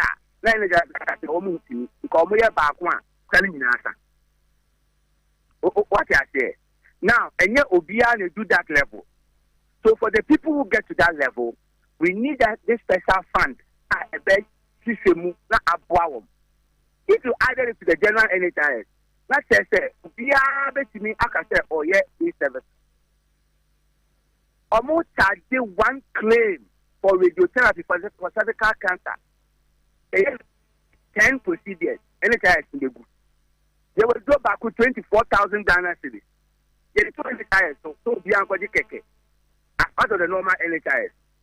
And do the NHIS claims. So the difference is that this is a focused fund with other sources of funding. NHIS can manage for only specialized care for such conditions. With the two NHIS, evidence has shown across the group that it's not sustainable. And other people will be learning from Ghana by this novelty. I see. It is the main source of funding if the Mahama case, no, according to the bill, no, if we for neighbor. So NHIS funding donor funding then we have approved the other sources of funding as will be approved by Parliament. So Parliament will now say to decline and to design other sources of funding. So some of the ideas that we are proposing by a massive arrangement, no, implementing it now. Say, okay, to bind to her and a masaya railway a coso. For instance, smoking, sugary drinks, excessive consumption of alcohol, and a masaya railway airborne a coso. So we are proposing that the tax on those things should be increased. Now, tax no and the good fund we move. Okay. If you do for now and see, that's what Column does. No one answer of the land. That's a cancer known to over any child, so now they put any child. Only daughter, no, yeah, deal with it. Near the two, because that's in the amount of cancer. In the amount of cancer, now near the South Carolina again, I show. Oh, no man, oh, Bunta, cancer, liver cancer, also wouldn't see. The man, Sunny Boak or sorrow. That tax na be jersey star and some bonnet now you need to be proud no. Then stand now, but some bonnet you need to be proud no. And no tax no. You better say Mahama Keimu. Say the be ya. That is a cell bebo now over hospital. Now you disaster can show. Now you are found na nebi a what you crash what you any time 20 to be extra half the show. So one hour boy for yourself obey to buy na M1 to more. And put that money into this fund so that when you get into Sansoboni now, if you will cash to buy Numuna, get it yourself. But for us to implement something like this, it has to come under a completely different tax angle. It cannot be associated with this Mahama directly. It will build Numunu, there will be a point for other sources of funding like this. Funding from the extractive industry and other things. But those must be properly arranged in a subsequent law, which can only come from the Minister of Finance, but not from the Minister of Health. And Nuntina, for now, no, say the donations, the health fund, which is within the control of the Minister of Health, and other sources of funds can come in on board. But in the year when we properly position this, Ghanaians will appreciate the wisdom, the knowledge that His Excellency John Dramani Mahama, the foresight, how they are doing by it. Because in America, somebody's let's say lifestyle is going to put so much burden on the entire national health insurance system that the system is collapsing. So why don't you take some more tax from that person? Ring fence is when the person is ill, you use it to take care of the person. So the IRAB if you don't have a certain lifestyle, your risk of getting them is very, very, very low. And those who are in that lifestyle, they will get it. Okay. They will come and punish everyone. Okay, eti say ya pass bill no aba be yemranti e ka Ghana mra ho e ka Ghana programs a ebo ama amanfo anya aye apomuden. What next? E sha say campaign. His Excellency will assent the bill. His Excellency assent the bill this year because the bill was translated from Parliament to Excellency. Okay. And then you assent the bill. Well, assent the bill this year. The Minister of Health will set up a secretariat. Or set up the secretariat now. There's going to be establishment of the board of trustees. Board of trustees now has been carefully defined in the Act. Because for more and almost being a water in the area of women and other members of that trustee. Na nkɔfɔ mu sikasɛm ho mmasɛm ho ɔmo nyinaa ba bɛka ho na ɔmo afa na once that is done the forms are nkɔfɔ bɛ fail to access this fund will be made available. Doctors ɛwɔ ɔman yi mu nyinaa will be informed of the area ɛkɔba nti o manage obi na do that level now all you just do is to trigger the process. Ɛbi sɛ obi wɔ Samoa. Okrah or Lambuse, mission about 3 weeks' time, or Benia chemotherapy. Chemotherapy, no health insurance and cover. Mahama K, Muso Mumwami. Doctor transmitted that information now. A committee quickly reviews it now or more to the amount. At the time, no swan. The job of do chemotherapy, no. Overcorno, we are so many at Chiamo. Okay. That's the next step. All right. Okay. Martin say ebere no so na say eja say eye adwuma minim say yebesa atwetwe nkomo ba after the media budget review no e bia next week ikono my entrance in Ghana health architecture ni nyina ho nkomo kakra na questions ahodo ne begging questions ahodo no na na yintumi enka ho asem prof aseda ye odia anopai se one etwetwe enkomo honorable Dr. Titus Bayu and our turning kind of former General Secretary Ghana Medical Association, Member of Parliament Edema the good people of Lambushi and our say and etwetwe enkomo ono na say board chairman Edema Kolebu Teaching Hospital Dr. Ni Mapa it won say uti enkomo na what system na say no be medical. Yes, exactly. Some the be amakacho ye tenase a. Yes. Enchiremu no baby e will be a ye be pay the amount. Wenti ha obi ye 99 na wo trotro mu kwotena baby no obi ye 9 na obeyira. Aha no ye frɛ the relevant people a wo moti issues na say na wo ma chiremu. Enti we enchiremu bi ani baby a social media amafo na ma markets kan NHS na ya ka kire no. Or the UK system na compare Ghana. Amafo Okrah to me every UK to me, but because your doctor need so he knows what he's talking about. Yes, this is one of the best things I feel we met me huno. Ade bakwa me hunu say e betimi de ensesaye e de ani geni ahoto so be Ghana for dodo no a. Piesie say okoye nkurase ni bia. Yarewa ni bi wo hokra ye boni din kura wonte da wo. Wo hunu da. Yare ni bi timi ka obi. Omo de ne ko hospital a ehu sika e wo so okotie nti no doctor na hospital ni timi yi nipa ne back e de mabusuafo say we de e ka wo hu ni enti wuntimi dia ene na agese oyere okono kokode fie enti sabre ya isa mahama kesi ya be ya chronic diseases bi ti say cancer kidney problems ene yarwa hodo a to da bi na ebo nipa bi a sika woni nti na amanafi abrabo mu ntem no e ba beboa enti eno na ebe boa na shepi ye health system no a ebe ma hotoso abem ti se obi anya dialysis ana kidney we a pressure bebre meda na adwen so se sika ben ana mede kwa kotua because you check dialysis prices say 2 times no be ko ni na week ground up say 1 month enye sika ketwa yare ensu nya bo pe adwuma wuntimi nko wuntimi nya adwuma den so your source of income ablock yet you are spending yes enti no wan nya nkrofobia obetima stress ro muska eni owuo mu ana woko kidney failure yes any that's all. Let me interview obi wa ha ono na emso kasama omo renal patient or Ghana ha. Yes. Osi omo de ade awowo na oye dialysis ninti long sleeves nkwa no. Yes. Osi ofre obi kra obi kun ne ko onfa because onim se ofre na oba be. Scan oba be sre no. Na ode akwa ayasem. Ento wa na se bi ni ebusuanu ma you won't understand that na dem come no mu dem fa but you see the next moment ene wonnam ho utwu ka kamaka otena ye betuma diagnose and you have to be on dialysis yes ene ya o oba se numero se miti ya do bako hospital no ko check ya oba hwe no na yesi o ohia chemotherapy ohia hwan usika ntoma afei. So this is a conversation I say to me tiase ma menko na ye kan Ewurabena oben asem na na me ka say o hwe different difference na e course we ho na I think say speaker Bagben na tunifo kakra o tunifo kakra ma yenti speaker Bagben okay me kwa ma no so mra won okay ma me kwa ma no so na ye nkotwetwe nkomo ye ba we will go back to parliament again. You're Preculate, Director of Corporate Affairs at the Ministry of Food and Agriculture. And no Agric Minister Ukumkom. Messiah. Moses, Ghana Moses. Messiah.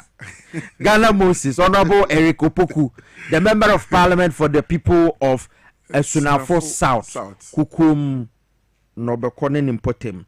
And no Aquacha motorbikes over 500 to Agric Extension Officers. Senior Beya, one more Bekwa Manfo Fumo. Wofo ya wuye ade we mfangu so di we gu so abanya bebre ni nyina mu no ye yini bebre a na ababeboa na nnuane abakurum ha so it extension officers de bia abakọ ba bia omote agric office wo monko ba bia obi so ma ye ni moto omo mo obi so mu ni fuel ma yeti honorable Erikopoku briefly na afemi ne corporate affairs director no so entwetwe nkobo ya konkura na se na edin ndi ahya ase se kakra na ye wo no ye to motorbikes ama wo mo na ya safa ebi nso abeka ho enti next month nkoa ya de 300 of them eba abeka ho ebe samo mo so motorbikes no mo so atiesim afi ye national service ayen hihia o mo awie agricultural colleges na tifie no ye se ye famu 5000 na ye do ma to national service scheme no so afi bia no na ye de bi ko aban payroll so afi bia se be bedroom fie nan no na 5000 yetumi afọ mu nyina na ma extension officers no adoso se omu ti fie kwa enti edom ko national service a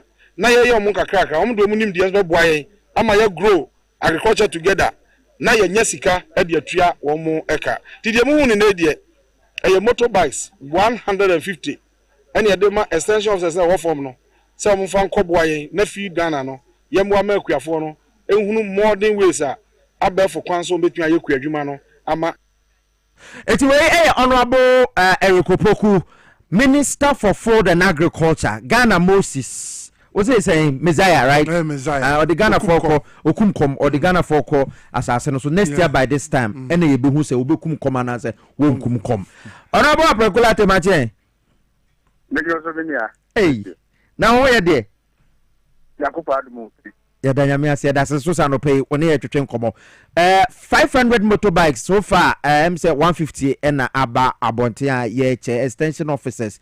Mode kwako boa mo na wono mo atumi aye adwuma e de aboa se ne be ya full security won sense be betumi agina abrane obi be bisa se fund ni free yo dedi kan mini ama menchia na menchia watifo na yenda yura amapegin John Dramani Mahama Ase na hafofo nyina ne Ghana fo nyina yensa na so de nsa ode yura puku amayensa ometo ase kuaye ni yediane eso so de okan what way Moses it moved to Aaron so Aaron on the Moses to kuyi kudu and no be Aaron but why so the could do concern as papa ne the first the nim bia ahofama nyansa yakopon e de amano the bia obi na de bia na yin shama o man exactly okay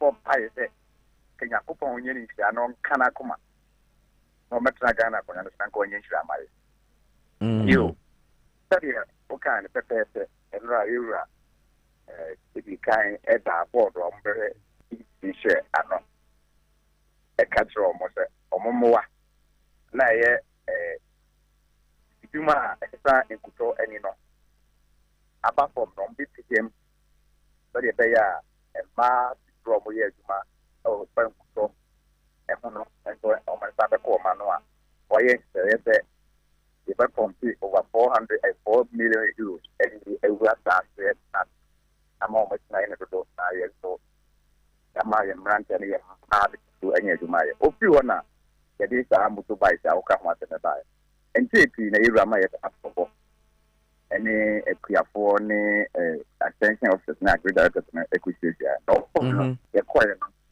enyema na ehi omu bi ni eye motorbike for extension officers no we we are seeing na nkata extension officer ba ko bia no equiafo ahinu so baga na ha extension officer ko bia equiafo ahinu and almost 3 times that one and logistics nyema omu de be ko ho aya kwantie e de ama omo eno na nura yura onunyam poku ema wontin to man sama onunyam for Ghana ni da so e pa motoro ma ko ha adunum e wan sim to buy ya entes 350 de ba ka ho me di ka ma extension officers no any Ghana coordinator se on be ko ayina 19 after akofo ata amana ni to adu ho a o pese Ghana ni ana esen so ni de kwa amana ne ni di ma yin 3 man December o be you one be akwa aprobo there na nra recorda wo ha agi ni e bia ma okay na aha fa du no so ba na o mo se bia ma mo okay great ya bebo mo abaso se matumi atrase adwen adwen na eda nipa trima wo de dwen no na broni e fa so etu nipa ka e wo dwuma oye ho because adwen ni e bibia nan mi bisa senti we government of Ghana projects and na say bia munya do na support bi ana funding ni free hi oni mi say ye nyema ye nyina ye ministry no ye donor support ministry nso budget ye de ye kan nyina say sika e ba ministry o we e budget ye kan so kasi na eko ministry wa enye ni nyina akra ni bi eti aban ho ebu wa ye donor support e no bo ye zuma mo ye compassport ye se nyo mo empassport and we ni ministry ni donor funding ni na ka bo Okay, it's a ministry no a project and a warrior extension officers dwumedie no because one want na mokoto some motorbikes me ba wonu dwumedie no so ma me hwe disbursement no more chane saying na call every region. Oh, every every extension officer so every bit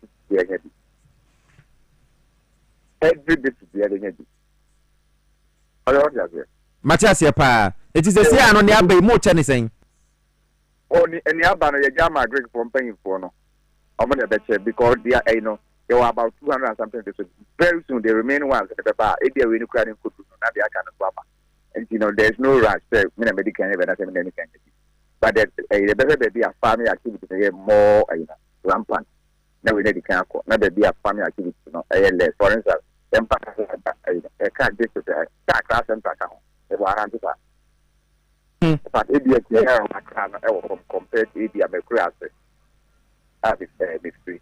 And the baby a was from a baby can call not baby no from Kakrano. Yeah, but many almost okay, Mate.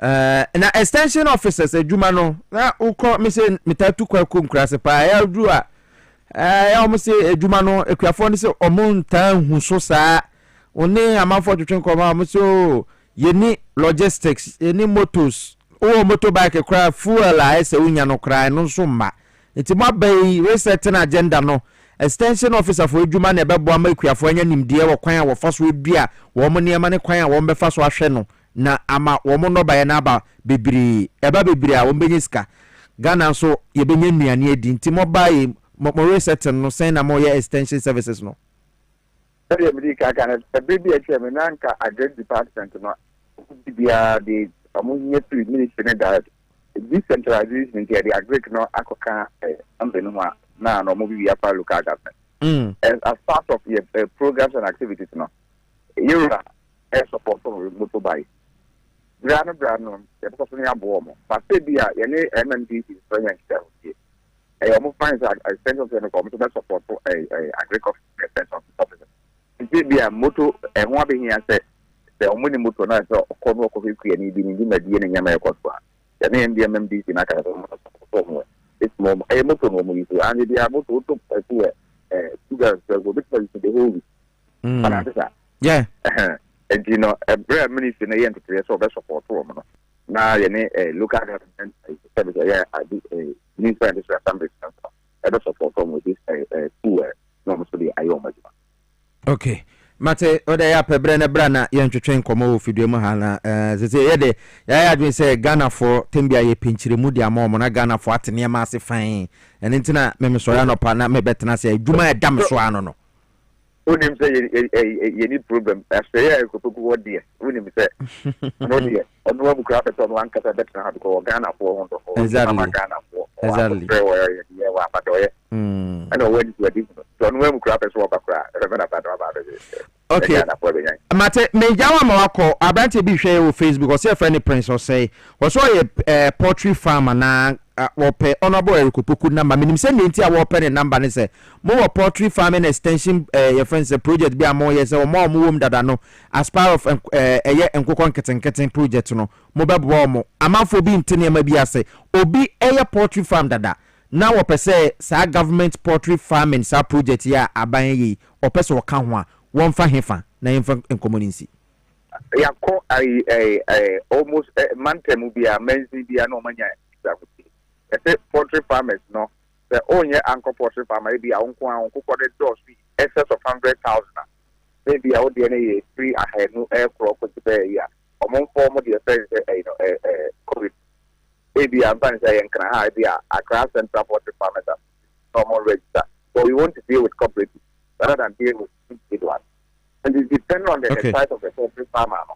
The number 400,000 on form cooperative, on form minimum of 50 normal register. So that when an information be about, we channel to the executive of the cooperative. Yes, the basic, okay. So we want them to organize themselves so that the other form. Okay, Mate, and I think says Senipa Kronos ko district assembly where a mofa officer won bet many mu bebre. yeah, Obenyam Simbury, Centrum to be open, yeah. The Cherub to be open, yeah, Jacob to be open, yeah. The dear man that you are your own country. Okay. Okay, Mate, Penny, my fancy, and Emeripum, yet you know best in Cobobium, yet that's the name of the mine. Honorable Preculati, Director of Corporate Affairs at the Ministry of Food and Agriculture, and anytime a friend Honorable no or a former municipal chief executive at the Matano North, Dwayne Quanta, or Ahafo. Piesie, so this is a great step in the right direction. Say, Yenkria yo. Ebegina Brani, my Ghana. Okay, this is a very great step. Abibiano, and what say a sentence to say that honorable call a year or say two or two for say to us and okay, now one in the coding come not trying to say I'm part. Well, my Ghana say what shall dear back will be to me, and also Brani pa, okay, yes, Piesie, because Abibiano say near ne near the Bequabri Chakwaton, near Bedin or Maimu, say Ban Bibria. And the Bema Sam to so naba. Okay. Generates our revenue and this will be me about a year economy. Okay. Mate, it's a Enkobren Pono and commanded their dorsal by Yankoye still now. Your Hasi Power 97.9 TVXYZ. Mama speaker Bagbin video Nanya Crado Mamina war Casse NDC Mema more abuse or more dominant. One more dominance our parliament no say absolute majority na abano mama video no enye krado enfama me na membona mene eye owura isaka monkote entwetwe nkomo mama ndika ma na kwa abansana ya boss speaker Bagbin voice no openye amonkote good morning no hello openye isaka monkote local government expert me pacho bibi abokode Boko. Great. Yeah, that's the say when you twetwe nkomo Dwabo Ase Jumede so our Power 97.9 and our TV XYZ so Ghana for nyina 80 wona nature ya frɛ wone sesia enra speaker Bagbin swear in the newest member of parliament into the 9th parliament Mame Ewrabana Obin from Ablikuma North no amase say NDC anya absolute majority our parliament numbers bia ye here say ye de be pass bibia our parliament no NDC for ni nyina aba na minority for kramba amanfo bi argument mono still na bibia ebetumi pass through but speaker Bagbin e kasa ye nti adawo mama ye tie no briefly edefa afutu ana ode man NDC for no na membe bisa wadwenkyere e wo sa asem no ho nti adawo magina so kakra mame. Let's remove totally the issue of violence from our lives, particularly our political lives. Not only in the elections, but also in the House, particularly when you are making submissions.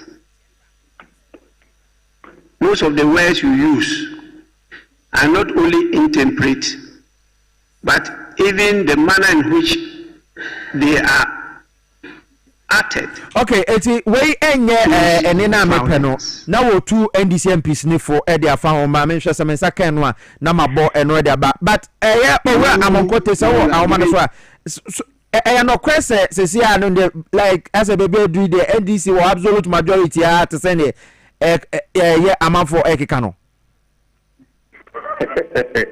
O question na kakra amanfo na ekika I said to say at we hwe say baby akwa do that say nipa be 185 ni go NDC for afa parliament NDC figures na ekere amanfo ekika figures na ye de wo parliament no 2/3 no majority no o ye nkonta na 184 no NDC Okrah wo omo akasi bi yes, it's a fact.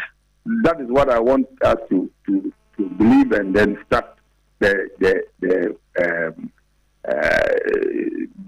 program now with it. Because I'm not for now this is yes, it is independent for no free more or more 4.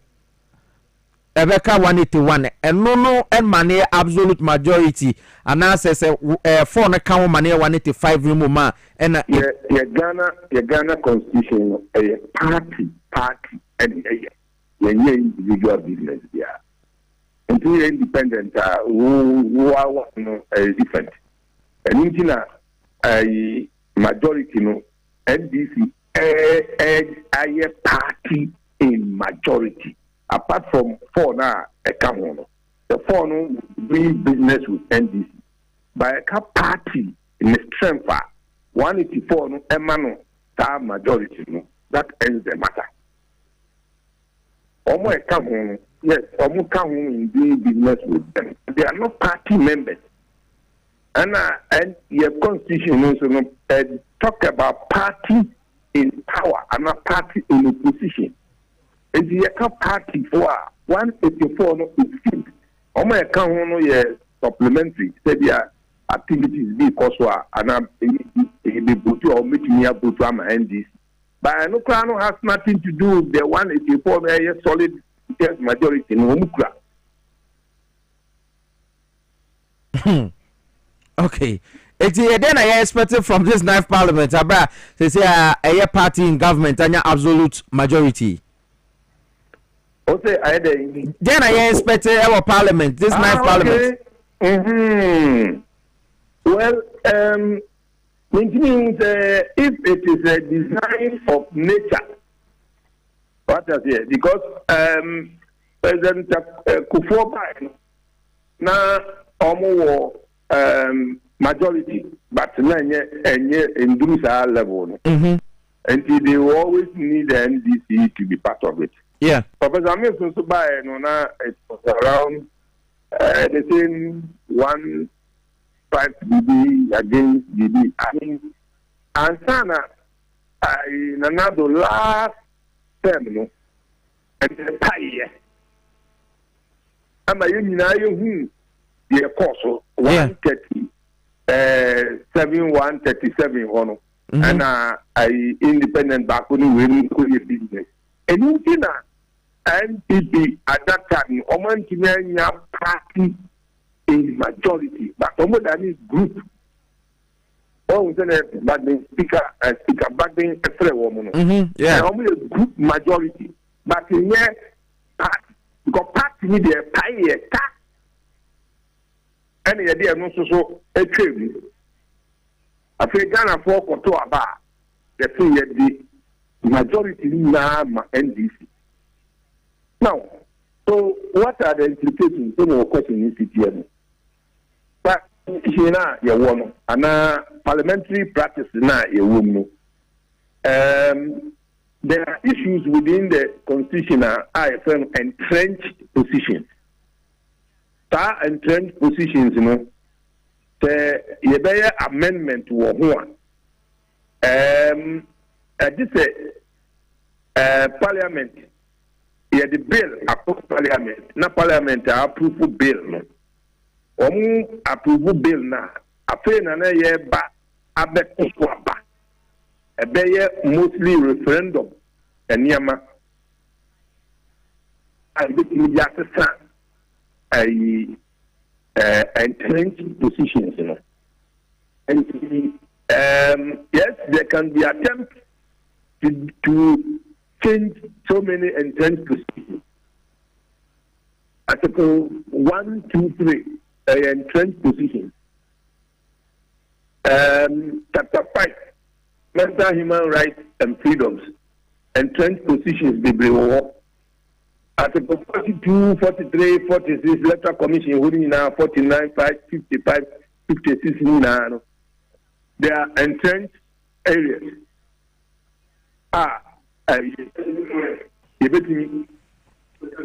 Okay. You bet me, I understand. But Ansana Ube Kohono. Now, Parliament must approve amendment our entrenched position. Parliament is a majority. And some of the bill be back here, to amend an entrenched position. A bill never goes through easy. A court through after Nana, a referendum. Change that. What are there? Matthias Yapa. And that is how to go. But articles in the busy or clauses in the war and the parliament who are betting at the Hujuma. No, young referendum was so. Okay. And no, a man for Binum at Jana Photocata School of Thought in the Cate Argentina, Ghana for Ama NDC, the absolute majority, no. But then, by work of nature, the day, Omina Kojaso, Ecobo Mukru, and a Ghana for and a 2 hours. And now, a 2 million NDC. And in NDC and Koye amendment to be edited by a beba. What you say? Because okay, a very serious issue, very serious issue, very serious. Nanado not by the Nyata majority we are and can go for the normal Ghana. Don't laugh. Let's be serious. Because of send your own teacher or mind fire and results are you want to say. The idea Onyata absolute majority now. Oh, me a short can be and to Yame and so Empenisa and to what the absolute majority new command or the command NDC. Okay. DM. Okay. Professor Mills and I think you know. All right. And he moved Ushan in Yamaya in Neya. Okay. A little bit lower kaka as compared to the chairman and say okay. Yes. It's open just on your head strong, but even though you were I'm out for a can and of course I'm street to all the time into Ghana for Kasa Ayamete.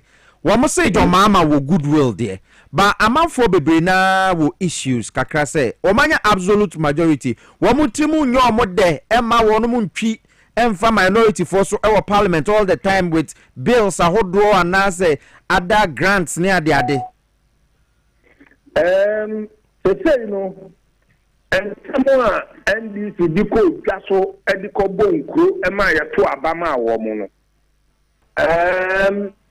Tom de ye adwuma menye ni se obi beka ho obetimi aka bibi ho asem bibi a efa ho because Ghana for no na etie ye to abana ma no enti okrata ayi no wona motum o de na motum ta ana odeko enti bebi obedu bia na atema me ka ndi na motum so na motum amia se o te ye enti tipie na anawo opposition na ade no ehawa you can only complain. Yes, but, exactly. Yes, but enkosi Ghana for no any je until say Ghana for no because omani ye then they can come and side with you now a do elections oma to Obama. But Ghana for mamma clear example Nana Dubai every time bia ya to a punum mebo yeah NDC ba pro ko na no say you parliament and you punum ampa o de ase the ayo yo say omudu on omusi omatuma ma toilet no but his local fishermen dey mo betimi akopo ene you go say poso aye de fishermen ni na go say Greek yeah, and yes, we could talk about fishing harbor, and yes, we could talk well, yeah, num never bone. So, then our catcher will be our tipunano, and manager, oh, then our catcher. Because all Kaya meant to more, will be Oh, yes,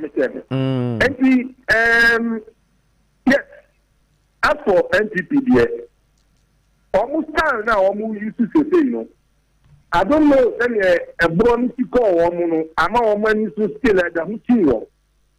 It can say, the beer, Mupatom can watch them, the beer, Mupatom can watch them. I said, they are in a hurry to see the NDC. What to the mechanic? What I say? Ghana for any other one, the no more you do. I more yama. Ghana for who he most uncle because they are paying ma'am 8 good years. 8 good years. And the penny sorry, I mean, say, Madam for that I would take a chairman's position. So I mean, Ane Swami Empino, lawyer Dapo. What is your case? Swami, a delay, I must say traffic at your Swami near. What are you talking about? Other only who cries or complaining now. Man, now 8 years now, no, or Papa not one complaining. Hello? Meet you. What now 8 years? Time change you wouldn't say a movie here because they want taking control of Ashanti region and the north or not from B up to the north. Mutina Swami for complaining Vice President Mahmoud Bekar said Ghana card crowd here saying interchange and now Tikuma. Nothing there. Nyamia adumni atua against you na baby aba otutu nyama na wabeye na was tua aduma no so o ko dina baby ka se aduma na te can you imagine me just say aduma na te free waso Echefi Nana Akufo-Addo abreso wo mo na born wo budget mu saa year on time and I no ka fa ho at that time na onya meye MP Oslo, Ukoka, Obe Jasper, Obia, and then President Kufo, and Casse, NPP for any funny Yadman, or can be or complaining. Because someone not to what's also the Cata? Obia, so, and then I Catra say. Ghana 4 years bonito and almost to Abama that to best majority demand another and can say we are for aeroplane and I said train need bicycle to be and I'm so bony Abuja. Obani amenity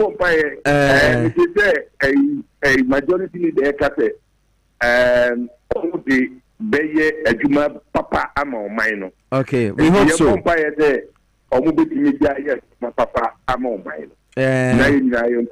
We pray so. Say one to me there Ejuma Papa there ma by an absolute majority there. Say one more your margin say one no more emfa Ghana sem enya sem there ni paso be shi kuruma pa. And this is I will miss you Sanso. Mrs. Sanso na want to say good will need more. Only better, and you cannot have that.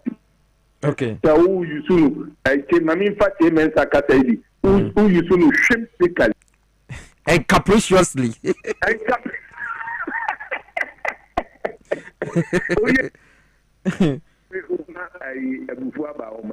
Okay.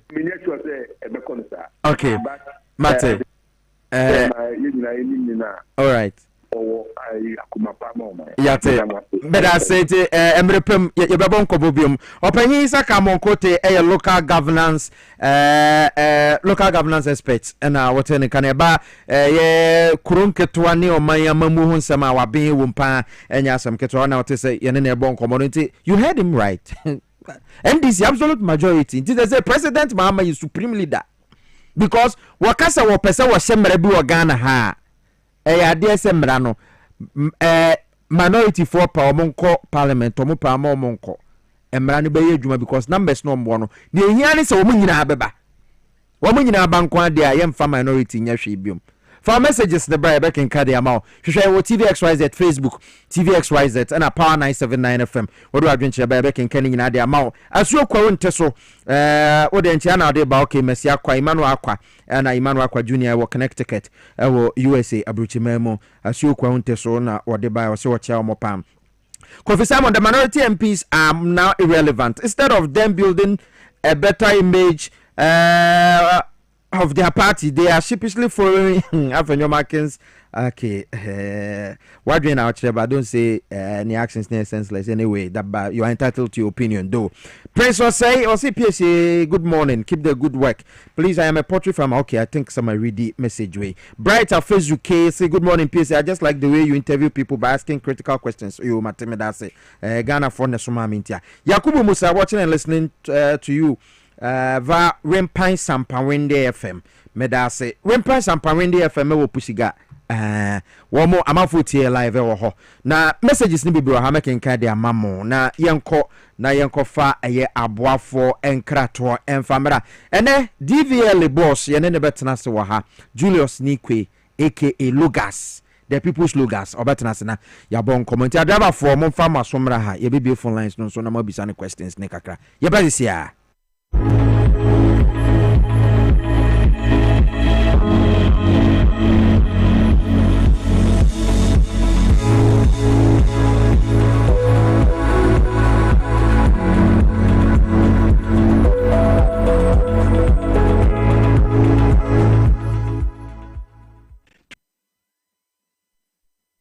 True Worth Pharmaceutical Company Limited and mama and then so yenemu edieshia na True Worth ye ka eye Indian company kesia yaso ye no ewo India ye no ni ebi wo wiase afana nyina nyame ncha de ebi abedru Ghana hanom ama FDA fo aye nhwehwemu ade afa ye no ni nyina ho agye atumu se eye papa ebo adwuma enti Ghana fo emfansa wo mo ho yare abribia aya na ye taka kyewo se eye India hahama ena yakeka bom ade aye ahabandro ya ebo adwuma na ye no no sania esitie no yemfa aduro baako ensa nyawe mienu dabi True Worth Pharmaceutical Company Limited mama ye no no aduro baako bia esa yare baako na enura ye de abadwaman so no abribia ye hyase se ye kasa aya na ye kasa edifa ani ede no ho mama True Worth Vision Capsules True Worth Vision Capsules eye eni ho adwuma esiesie eni no enti mepacho tiedini ye ukọ pharmacy honom anase ba bia ye ton aduro no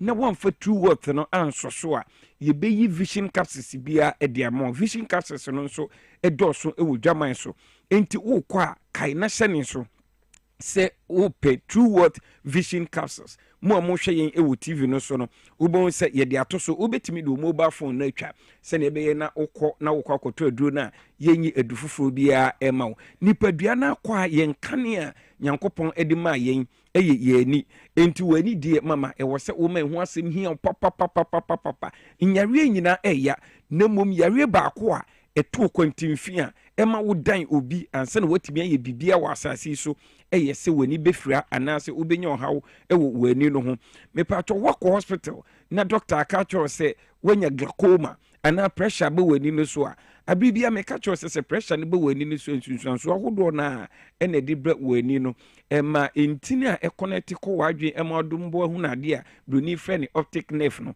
na hoden ekofom enkakran na wantu anamon a wani no eba biduru mpempenso bi eba befira kra enne ye True Worth Vision Capsules wo ho no entena se entwen mama emma wani no enfira obi wo ho nani no eso ye ne hene na opisa epru nsuo aye kokko nani no eso ye ne wisi aye se abo bi egu nani no so mepacho uyo obi a ade benwo a unhunu ewo akiri nso a ohwe a unhunu wobi mpo de ade sa na esumaduru no kra na ye ka ne night blindness no uyo obi a wo sa oha we nyina bomodia se obehwehwe True Worth Vision Capsules True Worth Vision Capsules afei obi a etesi wani so ne broni ka ne cataract uye obi a ete esi wani so ete na esi ani ni so a ebo ye nka ye nti efifi ketekete ewo ye ani kosua lens no so na nkakra na ekata lens no so ene reflect edombua emahu na de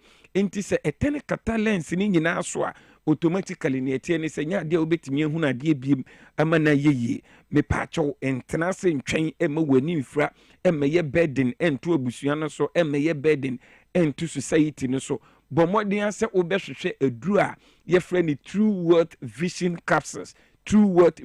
Capsules me pacho num True World Vision Capsules na num toa so na enya ntoboasie ensiesie wani no ne akɔfa chimato ede aba wani no ho nyinaa no ensiesie ema wuntimi hu na de ensi udada mu biem na ne tie ne se True World Vision Capsules no ye wo stem cell wo ho a eno no ye powder enti wo gi a uji True World Vision Capsules na wakai aji yedro na eye powder ye friend stem cell ni bi ne tie ne say mama unum Vision Capsules na esiesie wani no na stem cell no so e de ahoden hwonko e be wani kosua no mu biem adansidie e na manfo a wo munum True World Vision Capsules any stem cell no wo mu edi wo de se wako hospital na yama spectacular hyase se wo no num True World Vision Capsules na ebedrum pempenso bi a ubi spectacle na to na ubetimi ehuna de etumi adi akone aba wonnan obi ansa na watimi ayi bibi ewo abrabom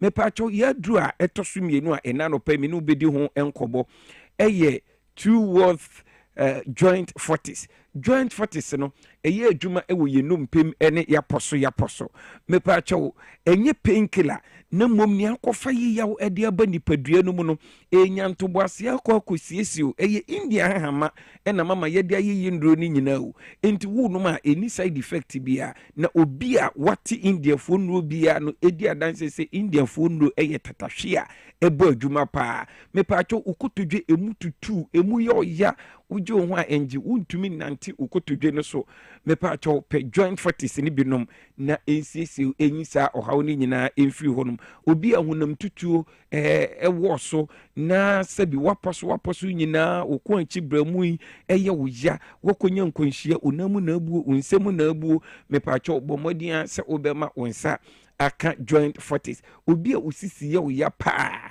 etweba oto ase ebesi unase ne yeka ne siatika yi ebi ewo so a me pacho hwehwe Indian fo edru joint 40s echi akwan ne titru me maame ene me papa no monkokrafo obi wo ho a wo ye adwumaden wo sori na wo pagya ne mu a ne sisi aloke me pacho sa ohaw ni nyina wo edru eye joint 40s eno so ene de TV screen no so no ye no ni nyina ye kasafa ho a na ye de atu TV no so ntimo amohwe ye mu TV no so utie ye wo radio no so a me pacho emo wakoma ntutu me de ye number no ebe tudwa enti okodu pharmacy herbal shop drugstore honum na urefi eduro ni din na ofre a ye ni nipa na oton aduro no bekasa ana ba bia wo no mpo aduro ni bi enuru honum a ene se ka efi enkan eba honum nko ade ba bia wo bia no ye betimi edi aduro ni bia ma na onso wetimi enye wo pom den papa me pa chaw enu achi ye wo aduro a ye frɛ nerve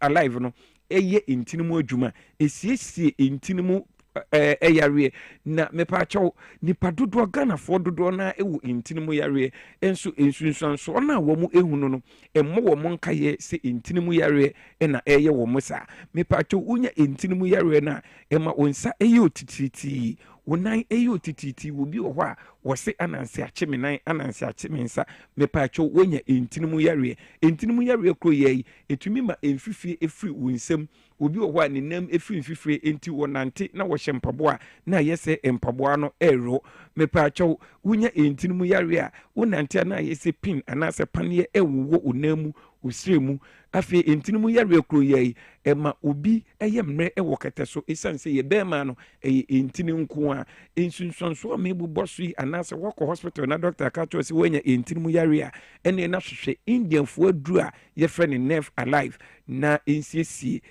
unipadua no ema me pacho ebre no enni wo yen enti no yentimi mobɔ yen yare ni nyinaa so enu awodo na na ye de abadwaman so ye lady photo wo ho a esiesie ye nua no mma sabi enka ukɔ mfikyire a yiyawo a wote wo mensis na emaye sabio wontimi emfafu ni nyinaa ne ye wadru ewo honom ye wo pa liver kokodi a ye se eye internal pa anasa external pa la wonsu ye wadru afei hypertension any diabetes nyina no ye wo Indian fo enro wo honoma wo frɛ ye number na ye betimi no edi nkomo na yetimi aboa wo e wo sa ekwan no so ye number no mo hwɛ yen e wo TV no so de e da wo TV screen no so na mum wo bɛfrɛ yen e wo 0558 724 302 0558 724 302 and a 059 558 2628 059 558 2628.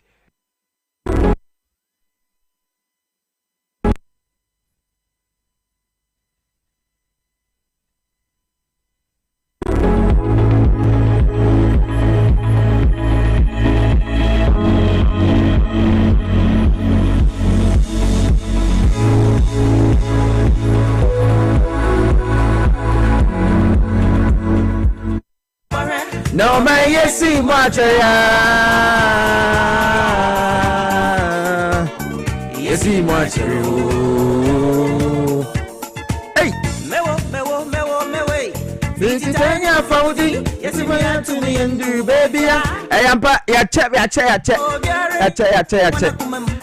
Let me borrow the words of the former Roads and Highways Minister. I'll say we are far behind. Get up along. No man, yes. Oh, it's 3 minutes after 9. We should have time to compare you. You have to the Moses Clinic and about center. Say no pay my so yasne. Dwabo Ase Juma de suni. And no pay utie me yade be how be ano. Me pa cho me Moses 31 years ni. Aye ba ya san yade. Ya yire ye ho san yade sa Ghana fo de ho dance. Eti wo ko hwa nya de so ko tu sika egu. Yade bia. Prostate issue, sexual weakness, male and female infertility, hypertension, sciatica, typhoid fever, stroke, and STIs, and nemu yade. I got one baby be a cotil Jones Bre. Yes, we can see a power gun our Denta and Denta Divisional Police Command edition anymore. Obatema ya ben school for the deaf no ewe je kojo Kumasi ya wahina makoko ben o Accra Central AESL building no me Ghana Highway Authority yard no mwa ewe ministries. Dr. Medimoses anope chia okoso abo ejuma 0244068447 wofra mpanyifo beje so aksa mixture aksa capsules ni bi ewe dwa so adawroma bra beje wodie also natna so mfie sen unya aksa ne aksa mixture aksa capsules bi no ma ho beto wo nya befu bia na ye unya aksa ntia ya tro ho also tamfo to we fini di crowd pharmacy shop also pe also tamfo ni bi FDA the stamp team so unya 12 years a wontumi no onye ma wonka ho o ma ba no fo so a wonka ho wontumi no bi Cat Pharmacy wa Madina Temame of a Little George wo benya be Ducat Pharmacy enso wa kaswa for 0240238310 ofra mpeli for bejo. So let's talk educational consult esa no pay wo ba no benya dache papa wa disuema. Let's talk educational consults ko nefa ba no ko ye so inde curriculum and afe Montessori curriculum no yawo teshi nungwa haya amfra simple teshi nungwa estate TD no estate teshi nungwa estate na yawo ya ben lejo kuku municipal assembly no street need Mango Street for 0249069821 Madam Time Bomb on that note ye ko ni nkushia de kakra bi ya ba me ankasa me bra Julius Nikwe ewa ha DVLA boss ya nene twetwen komo eti ya ye krado ya ne Madam Time Bomb twetwen enkomo anope sesia na yakwa akobo enkomo de afa ye ma no ho tie bi abebo minchia obi biara sa o retain hen na banda hona ase mane paid when free da ho ada ahade Madam Time Bomb metna ase da ma no ye education ho asem and a miserable. Let's talk educational consultancy, building the future through children. And I pay what's been controlled the session when nature kwana wo Teshi Nungwa Estate wo Ben Lejokuku Municipal Assembly no 5 houses away from the municipal assembly a ho and a Mango Street no do every nature kwan wo social media da Benyawan on Facebook, Instagram and LinkedIn. Ebodinara Let's Talk Educational Consulta mezene beba enyama ye pictures videos ahoro da ho ebutu masho business no ye wo ho the marathon ehwehwe wo www lteconsult.com so ebenya information a ihe na if you wanna more the number in case na pede friend on what telephone do or 0249 069821 0249 069821 and a pay me pede me bisa a simple question. Miss Maria 010 and no record the world is moving in a direction I would na you follow na you catch up. Now maybe so there, do you want to catch up another you want to stay back? A pede catch up another pede stay back. And a pay and I mean mama from a BNB reason come and they were like, Mr. Sir. I was like, yes. So Mr. Sir, the way things are going and how wait to a boy nyamada mama mati nyame and the exposure you are giving me. I never thought at this age I could do this and that. That means the end the mama from me why ready to catch up. They are not staying back, but me miss our parent. Maybe I will future training school owner our when you are jimbo from one addition. Maybe so there aso I catch up another I stay back. We have new things coming up. New things. Na nkano no so ni enyim de nyama fofu but that's why I encourage your number from for extra classes and all that. Yes, ibinum na hena agenda nye de yebo bombo from ma wait to pass one exams. But the extra classes nangasan was to build a from app for their future. And how best they can learn. Ono na maybe said the demo programs no. First in chaye kwa bia ye just a top up of math, science, English and social studies. Yen core subjects and electives. Ono ene ye kwa but CCRA yata sit there. Sebio Google na Amazon na was a computer na no hon kan dumpo was abano. CCRA they were limited certification as in certification were for wage mama or 20%. Mowakan 80% in here as able to aye what you are bringing on board na or said yes son in yama when you do kakra. We need to build the confidence level of Yanamba Frama to meet up the standard of the world. Na ye na den obi na oka na asem Europeans are was the type of education aye no was be no no sebio we film wa ko na enyim Sunday when you there them type of learning no member hm until there afroba no osua a different thing. Mamanka there onam demo doing no yemu bebre hanamba farmer will lose one talent, the kind of things they want to work with. Nyamabia whether was a year now they have lost it in the four walls of the classroom. Or Sunday we were not exposing them to things that elder wohum. Say about an entertainment da mamin kewo na men found to do na men cancer there. Today's world needs a new breed of people. A new breed. Menka de ebia sebio hena yen say basa ana hena ana yen trebian yen hena na no yon in America. A new breed in nature there. In yanka sing yen su ni ban no awode osisa in a way to match up and catch up. It hasn't made more eternity. I must say today's world on here a new breed of thinkers. Can number from man bisa there. So obey 10 years and above. Na dwinimuno, na dwindwin ne level of thinking we do him. Or the one ordinary more from him, or the one ordinary nyama beyond isha on said the origin one because anka 10 years is it. I would all start on the planning, or when the time management, or when nyama bia or the or attracting more draw any attention and concentration. The maraso here a new breed of innovators. So some paradigm but from here walk school be some there whom are here in a way innovators. First in chebon them from a from Conco chance in Nadi, no way to try, no wire car, no wire plane, no wire BB. They are innovating something. But see, because of internet, phones, gadgets, na didn't know we are limited. And the kids Sebio, they do not even know how to go on it. Program certain things and then work things out. Nesha Chinese for we're training one number from how to lift up themselves when it comes to technology. Nada, nambi song there. How well are we prepared? Them innovators, how well are we grooming them? That is why we've opened the place up. Let's talk educational consult. Yes, them innovators in Yebekrit because we have 10, 11, 12-year-olds yet on coding, JavaScript, and a market kahun. And to say your opinion and necessary training university. Nation de minyame ya minken sure de mo from be fi wechi whereby worry ye more said way more atra. And to just imagine, give him 2-3 years, 15, nasha nyama obeye zamo. The more soon ye here doers. If you are innovating, if you are thinking, or said a year, you need to come out. This is from an idea equip one so well in each angle. No born more ye doers. As an man for one on kankeke. That may certification or treya. Menya first class, na menya second class upper, na menya second class lower, na menya third class. No consider. Aberdeen Nezri. What are you doing in the 21st century? What are you doing? And him for Nezri call. And then we need risk takers. I mean now we are say him why him any ye risk taken. Him why him to me take a risk. They ye baby.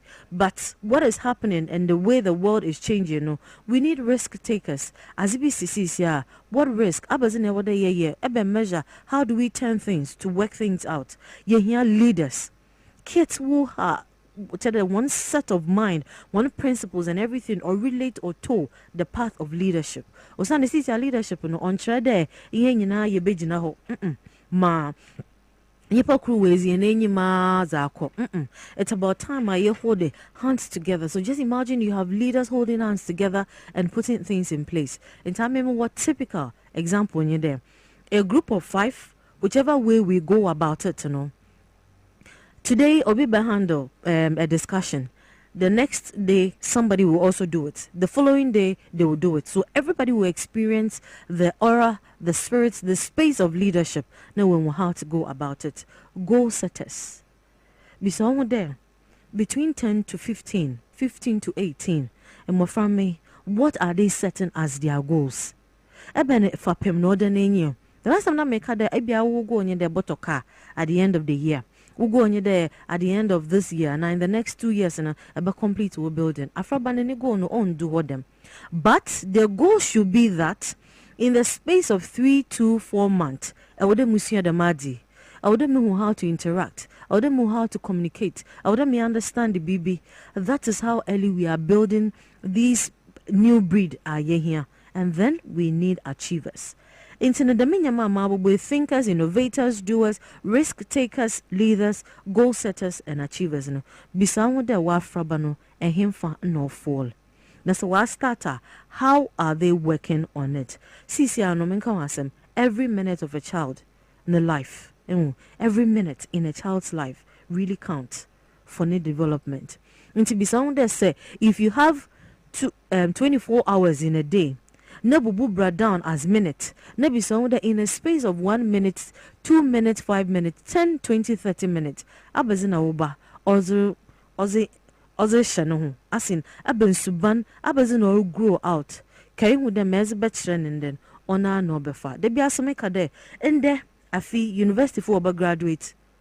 The next year, Binus obe graduate. And when I was graduating, a binum womudado. Nebi said, be ma uba or fee or rebano. And him fa. No bodu. What new thing are you teaching your child? A new thing. And as we shenumu, mo oba out obutum waye, no wa stand out different. Yes, you know, from Mariko school, all right, they are doing all that they can. But just imagine that in all your life, all that you are doing, in a space of 3 to 4, 5 months, will assess so. Bisa there. Assessment na hino bekwa kodu. And with that assessment between 3 to 4, 5 months, no, obobo ma kuwenyim anam. Is it building you? Is our learning style a lifelong learning? Or no? And I make a child there. Yes, you miss me as a recall, and the world is moving and turning and spinning and all that. And I mean, be so there. Are you following? Are you catching up? Another stay back. But more heads up. 200 million people between the ages of 15 to 24 years in the world Africa. And to be so there, 200 million, no, 15 to 24 no uba kahu ana. That is why eba Let's Talk Educational Consulta yen program ya shishe with this vacation program ye inimpono. It's amazing. Sunday hen ma one travel classroom ma inyano ono ene yezer kahu. Yes, empede mo forman were limited. Into your practical life and etiquette skills. Yes, your reading and writing clinic, entrepreneurship program, introduction to it, creativity and exploration, and yes, junior chef yezer kahu.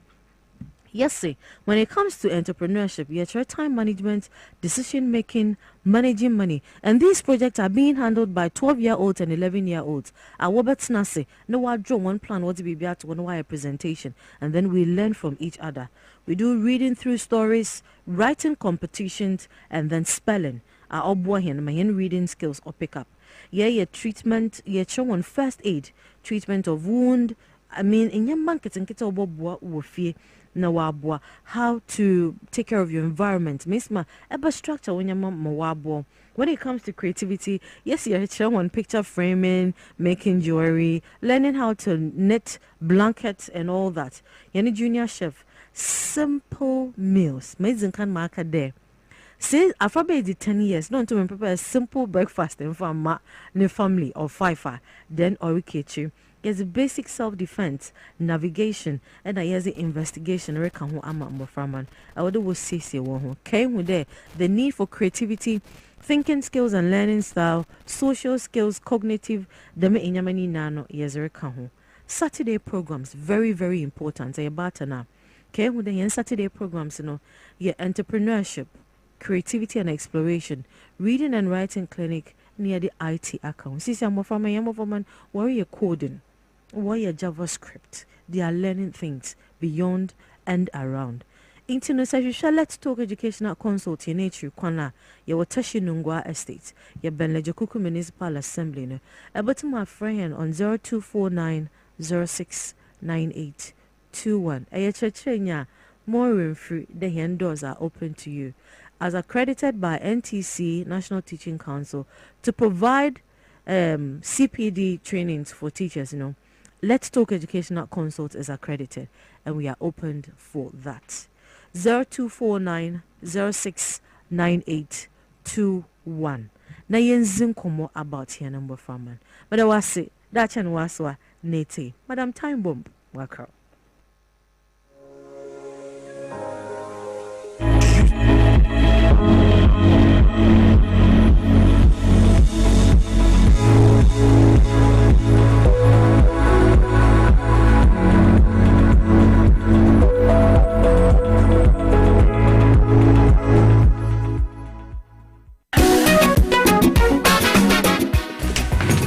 If I shall be, I'm sure you'll buy me. Brother, and that's again.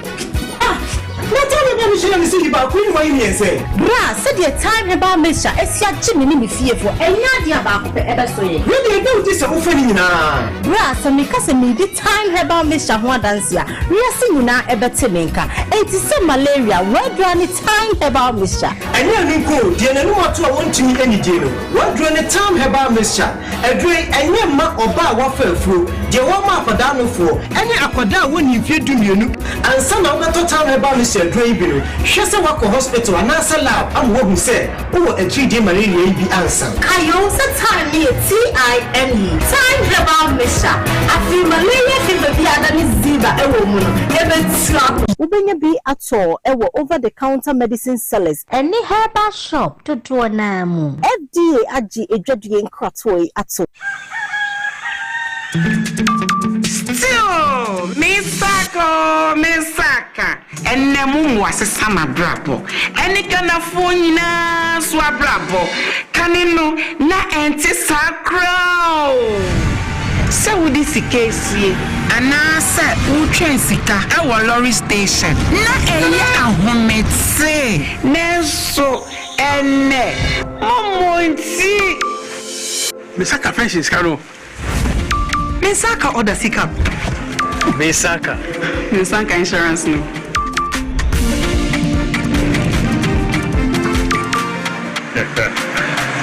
Misaka loan. Momo fogo suri ye echumaden. Di apoye nyina ye sika ho ban. Se MTN ana momo jumaye ni be frewa. Or the 0244 300,000 ene be frewa. Nenumpo orin bitsaw one-time password and now say pin code 80 wonso ye wa femu je na ma weni na ho na wonsa enka omo.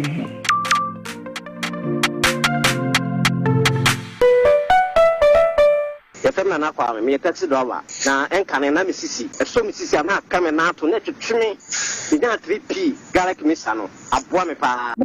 That's a miracle we were doing. Just a full praise you see chinian ka me umi esi suka me umi ani esi so because the bibi she me so bi no na ye normal mi be fi na ti mi pa me sa ri desi ni ebe na ka de Nyankopon de ayi bi ahodi che ma ye bi nyansa mketo ana se we de metro aka so na me fa nse me nkwa na me de abe pa se 3 years ni ana asem gina ho a me na mu se sunya se me kwa me de ameko bi amu so much me dru abe 6 years ni tema bi am ye ma di se na me jana saya le nkum preko ene 4 days ana me koto 3 garlic mixture di sama me kase Nyankopon no yam se ende ya me no kase me wa to me a me din wa me mte ase 3P garlic mixture ubenya bi wo mamu pharmaceutical shops and herbal shops Fred Piwak e wo 02489288824 and 020100002.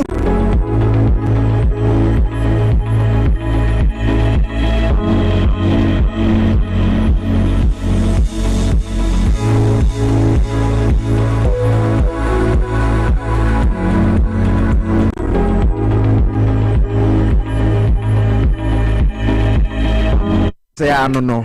Not live on TV XYZ Makwaba. I was about clinic Babo, Nemo Yadibia, and I was to me. I could pay Drew or Quasimine, where you been him feeling or Quasimine, Okrah. What Taman important community 25, Savannah Junction, Yanni Deaf Truck Waste, it needing anymore. For 0557 402 696. Agbozoaba clinic or best receptive Sissimo MTN Jumapa Abadia Mayamba MTN say no payment control say Ejuma now we are no hustling now hustle no meaning about woman who and they cheering on that you are doing a human's job and that is why they want to support you. It's a Juma panels just for you meaning about more than a bundles, your new business bestie with special data and call bundles. You stay connected to your customers, suppliers and everything that helps you. That helps your hustle grow. It's a Jumapano Ababwao. Also comes with insurance benefits to help protect your business you've worked so hard to build. Yes. Dial *5060 hash. *5060 Mini about was allow your business. Now on so kwaka Jumapai ehon. Mesaka promo no so yeah live I was saying Nyankopon bo first guest yeah the big promo it's all the answer is MTN and tell us about my be cancer good way home what is kaka krebu be diska 15,000 Ghana cedis. Yes, you heard me right. First guest yeah chen with video ma Mesaka promo na simple the answer oh momo phone so MTN and Vodafone cash na kakra kwens kakra woman now I wow. But dial *274 hash. *274 hash. They choose to power jackpot. Power jackpot. Any option 2. Take it back could be 10 Ghana cedis. Tragum says here August 1st and August 1. To send you can no. Be big draw no has saying *274 hash. Now choose to option 2 power jackpot. 10 cedis. You better from Momonum. 1st August. You be a big draw no. You can win up to 15,000 Ghana cedis. Welcome on board. In case you just tuned in. Power FM 9A. Dwabo Ase. From Power 97.9 at TVXYZ. Temreni kopa ye ba Ora Julius Nikwe Atenase. Wano NA CEO dema DVLA. DVLA CEO. Watenase. Ono de oye Osuboy nti Osufo we dem wan kasa modese e na baba tenase aye ne baba bonko bade for man mo kwan be fa so DVLA ne dai suma DVLA to say en fa na pese ye drew as a country as far as a car licensing driver's licensing e hon sensem and so concerned there was say obecheche ni nyina mo for adwentre ne bra live on Facebook Power 979 FM Power 979 FM e troni nyina boom nti oba ho a o question bia no obetumi de ato ya bebisa owura ni queen so na ye no no so abraye bon komo na me redo questions ni bi obetumi anhu yen so TVXYZ and so Facebook like your page you know follow the link for adventure by back in Kenya nyina e de amount Logas Maxien that's it. Nyame adomo tete awonye me boto yote fane yojogba so mamifa wakonya sentia otie for ni all viewers okay so obi adam 7 dem ntwenu de enkoye ba be kan sa obe Canada crefra na de brofo ka crefra no obia ana obia otu aba ana Ghana ni bia oka ona change way eba obian fa na kuma mu obian enye cool obian kana kuma ntoni yem kana kuma mu ntoni yem na nyama be yi okay we share the step papa John Dramani Mahama nshisha odiato no you don't need a rocket scientist to tell you say nyama be yi. Now, if there is any, I always keep on saying this, if there is any president in the Fourth Republic, one man the youth opportunity, one man party for opportunity, one man hope, His Excellency John Dramani Mahama. Enti, minya, anopa we there, mamenchia utie for nyambium. Yeah, Joso. Yes. Yeah, Joso. Now, say DVLA boko.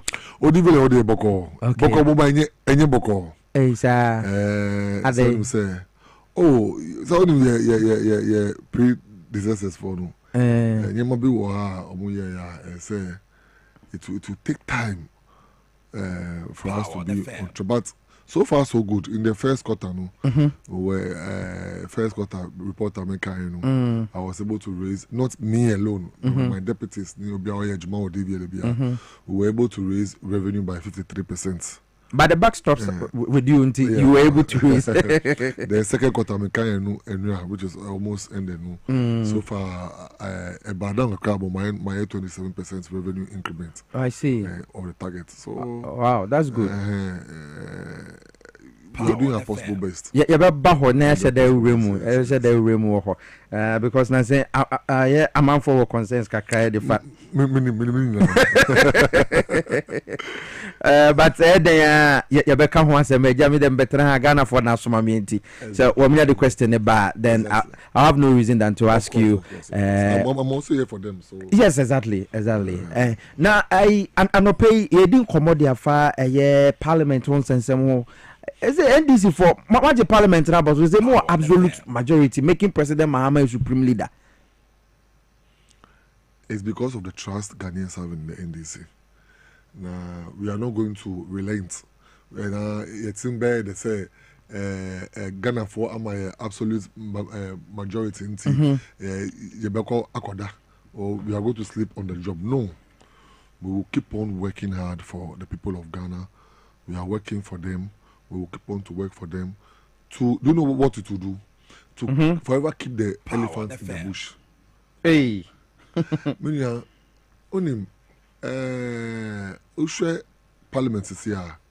Now let me just say something. This, some level of hypocrisy be wo enwa. Now it took me aback kakra. They know who minority leader. Honorable Afenyo Markins. He is one person who has always preached for affirmative action. Say women should be involved in politics. Yeah. He is one person who should about John McCoy or kind of say or man Zanato post the Bia or Casa for the floor of Parliament. Now and you are just yesterday. The speaker nominated the deputy minority leader. Say Uncle the Pan-African Parliament. Yes, Uncle the Pan-African Parliament. Afenyo Markins wasn't happy about it. Now, Mamini so Obao and now all the fear be a share Maminum for the woman to reject the offer. Meanwhile, the same person is the one who keeps on going around telling everybody how a female has not been given a ministerial appointment. So you see the level of hypocrisy. That is the people Ghanaians were dealing with for the past 8 years now. We have absolute majority. It rather gives us more job in Parliament. It rather makes the MPP less a party, and then it's more of a party. Why am I saying this? Ejuma Ghana for the Asha is, and we don't have any excuse to fail. Because they've given you what you want in Parliament. They've given you what you want at the executive level. So, the three arms of government, NDC is controlling the executive level, NDC is again controlling Parliament. As for the judiciary, it is independent on its own. We don't elect or we don't put anyone there. So, we have no excuse, absolutely no excuse to fail Ghanaians. And so far, so good. we are on track. I always say to people, say, if the little things in society, community, little things in this country are not being able to be solved, then we have no problem tackling the stronger ones. That is what our father is doing. Yes. So because the foundation must be stronger, must be built stronger with Jata cement. Then from there you can now move to build the Ghana we want. So auditional to war. Okay. The Women's Bank is coming on board. National Apprenticeship Program is coming on board. Okay. Uber DVLA. There is a high possibility that we are changing all number plates to meet the plastic plates, which will be will have RFID SIM in it. Now, if you are going, now there is a gun. If we shoot it on your car, we know every information about you. Gun, not an ammunition. No, gun, not gun. I mean, it's a readable gun. Yeah. A reading NIPA information. Yeah. So if you are using a Togo car, that's what I keep to say is that if you have a Togo car, better go to GRE and go and do what? The duty. Pay the duty and use your car in peace. By your ECOWAS, into ECOWAS, I want no it's different from a Togo car. Let me tell you what a Togo car is. It's a collective name we use to describe cars that are in the system and they've not paid duty. Okay. Okay. And there are 26 illegal routes people used to bring cars into this country. 26 legal routes. Illegal routes. Wow. Yes. It's munim there na moya fa ho. Oh, but there's approach on it. And yet maybe you can just wake up one day and solve. Now the security experts are doing their possible best. Say they'll solve this issue because that is where people also pass and use for trading purpose. So you can't just go and close the route just like that. But I say illegal because those routes, when they pass there with cars, they don't pay duty. But when traders pass there, it is legal. So what you say? So when you say those are stolen cars or? Yeah, stolen cars. I've gotten to learn something about stolen cars. Okay. It's a trick people use. So not all cars we term as stolen cars are stolen. Okay. Now, when you are outside, you've done your insurance and everything.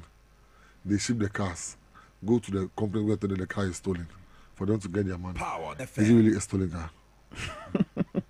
I asked one of the security chiefs, is it a stolen car? So if you are saying DVLA, we should now register cars with title. Then we are not going to register any car. That because how many people buy cars with titles? So the documents you use to register cars are Ghana card and your other relevant documents, which shows. I think the Ghana card should be okay. Yes, so we'll get to that. The conversation is coming up. We'll get to that. But like I'm saying, let's go to the main point. Yeah. In Parliament, we have. My brother is in Parliament. My brother is a member of Parliament. For Odododio. Oh, okay. Ashikote. I'm Nikwe Kote. Is Ashikote. Oh, okay, Ashikote. And that's my brother. Oh, okay. That's my uncle's son. Oh, okay. So you are cousins? We are cousins. Oh, I see. And we stay under the same roof. That's nice. So, I've told him, I always tell him, Spasa, you people, you don't have any reason to fail. But so far, so good. But do you think the government was the right track? Come on for Kasana. Chief Justice Mopesemu Tuno USA Dunketiako Kase easy leadership no and fit for purpose. Say I say more the Takashibi Pesemu Pesemu Digana so anyhow. So what's the sense as Obia executive of the NDC? No, I use the adjective Takashi. Okay. But only Chief Justice issue. If I was to advise the Chief Justice, I would have asked her to resign. Or resign the entitlement, Onya. Until so she wants an entitlement because but she has really served the country for more than 2 decades. Nobody is disputing that. Have you to serve the country? I have. Is your work not also dangerous as the Chief Justice work? Yes. Only maybe. If it gets to a time in life, it's difficult for you to go back, so you keep moving forward. Exactly. Where issues have gotten to with regards to the Chief Justice removal from office, no petition, even if she succeed and to come back, no, it will be difficult for people to give her that respect. And the judicial institution, a firm, we shouldn't muddy there with politics. But when we see what the MPP did, and some kind of rulings are echoes. My uncle was at the Supreme Court. My uncle is Professor Ashikote. My father follows him direct. Also, some of the rulings are more, but that is their field. We must allow them to work, and it's the same field of work as our Omuyejma. I remember JMB, you know, Wapamu any judge biana. David. So Opamu Obia.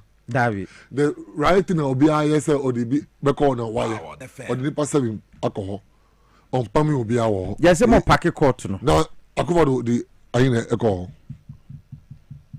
Nanado, how many judges did he present to the Supreme Court within 8 years now? So Akufado can do it, but my one cannot do it. I didn't know president. Is John Mahama not president of Ghana today? He is. Was Akufado president of Ghana yesterday? He was. So what's the problem? A can do it, but B cannot do it with the same position.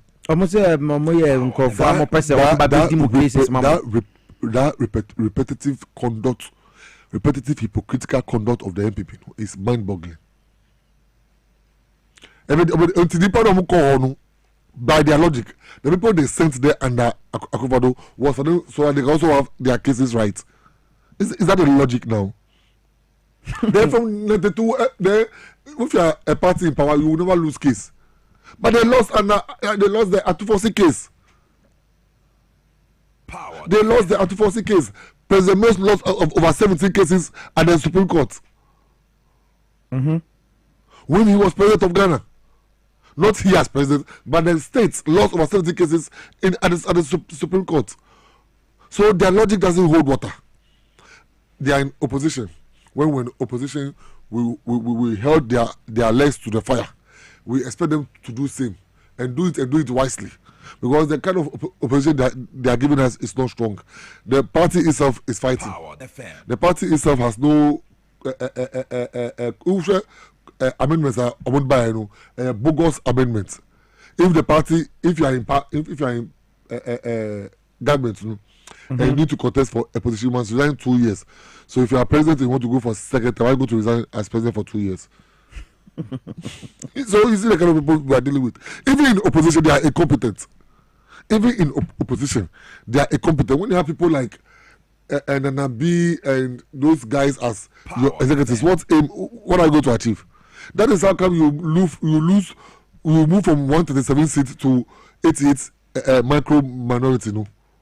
Because a party doesn't have any vision. They say, let's drive Ghanaians forest up. The only policy Akufado was able to achieve is corruption. Oh, tell me. I am a masterpiece when it comes to public policy. This Saturday, I'm graduating with my third master's. Congrats in advance. From Gimpa. Okay. Over 3.5 grade points. I'm telling you, sir. The only public policy he was able to achieve is what? Corruption. You know what a public policy is? Every action of a government is a public policy. Yeah, exactly. So what was their action? Then you use 1.3 billion for national identification card. That you give your own daughter a contract to paint under bridges. The only government what called certificate of agency to have Ghana card. The only government also or the ambulance when the ambulance gets to this country too, the servicing of the ambulance is more expensive than the price used to acquire the ambulance. The only government obi as terminal 3. Just immigration gates for you to tap your passport on to open for you to pass through is more expensive than the entire building of the airport. Power FM. That's the only government. So their only policy in government was to loot. Corruption. What again? Tell me anything Akufado you think it is so worthy of praising him. Free SHS. Which was started by but that is on the flagship program. Ghana have who started free SHS? Tell me. Jomama. And it's coming to just yesterday, 60 SHS private schools have been enrolled on the free SHS program. 60 just yesterday. Augustina Mensa Airshane TV so the message about CPC and common yet depan but tree no must flow. Good morning. I'm a gown. So PSA me and Kanye why? I'm meeting me crew. So unfortunately say my hometown too is also. My family house is also. Yeah. As PSA will travel to his hometown. Me this is my hometown. May I go to Bono? You go Eti ya na wakatrini kakra. Some I said it earlier 17 and call you. Eti wo de ya fa fra kakra. Ana odin kra no so afra kakra na kwenim. So that is how it is. Okay. But let me start from DVLA. Mama catch up with you DVLA. Okay. My Mura DVLA. Getting into office no. I read a report. Just what 6 months or? Of course, from January 23rd. Okay. I read a report which says at the end of every month, number plates are issue with port. Okay. The number of number plates we issue at the port was 1,800. But I did my own intelligence work. And I mean, who say, Uko customs data more. They issue more than 1,800 cars. So how come God that one should be continuous to what we issue as at DVLA DP plate? Ati ma etie fonti asie yi o ma o customs. You release cars for DVLA to put the DP plate on it. The DP plate. DP plate is driven from port. Okay. But who issue 10 cars a day? DVLA issue 5 DP plates a day. It doesn't make sense. It doesn't make sense. It doesn't make sense. So I read through the report. I said at the end of every month, the plate is 1,800, 1,800. The highest they went was 2,000. Oh, buying. So the month of February, I went to the port. Okay. And you know the way I do my things. Well, give it to them well. Hey. Because yes, I have intelligence about it that they are stealing our plates. They are stealing Ghana. What are they wear plates no? I'm coming to that. I'll show you. Custom for? Oh. No, DVLA.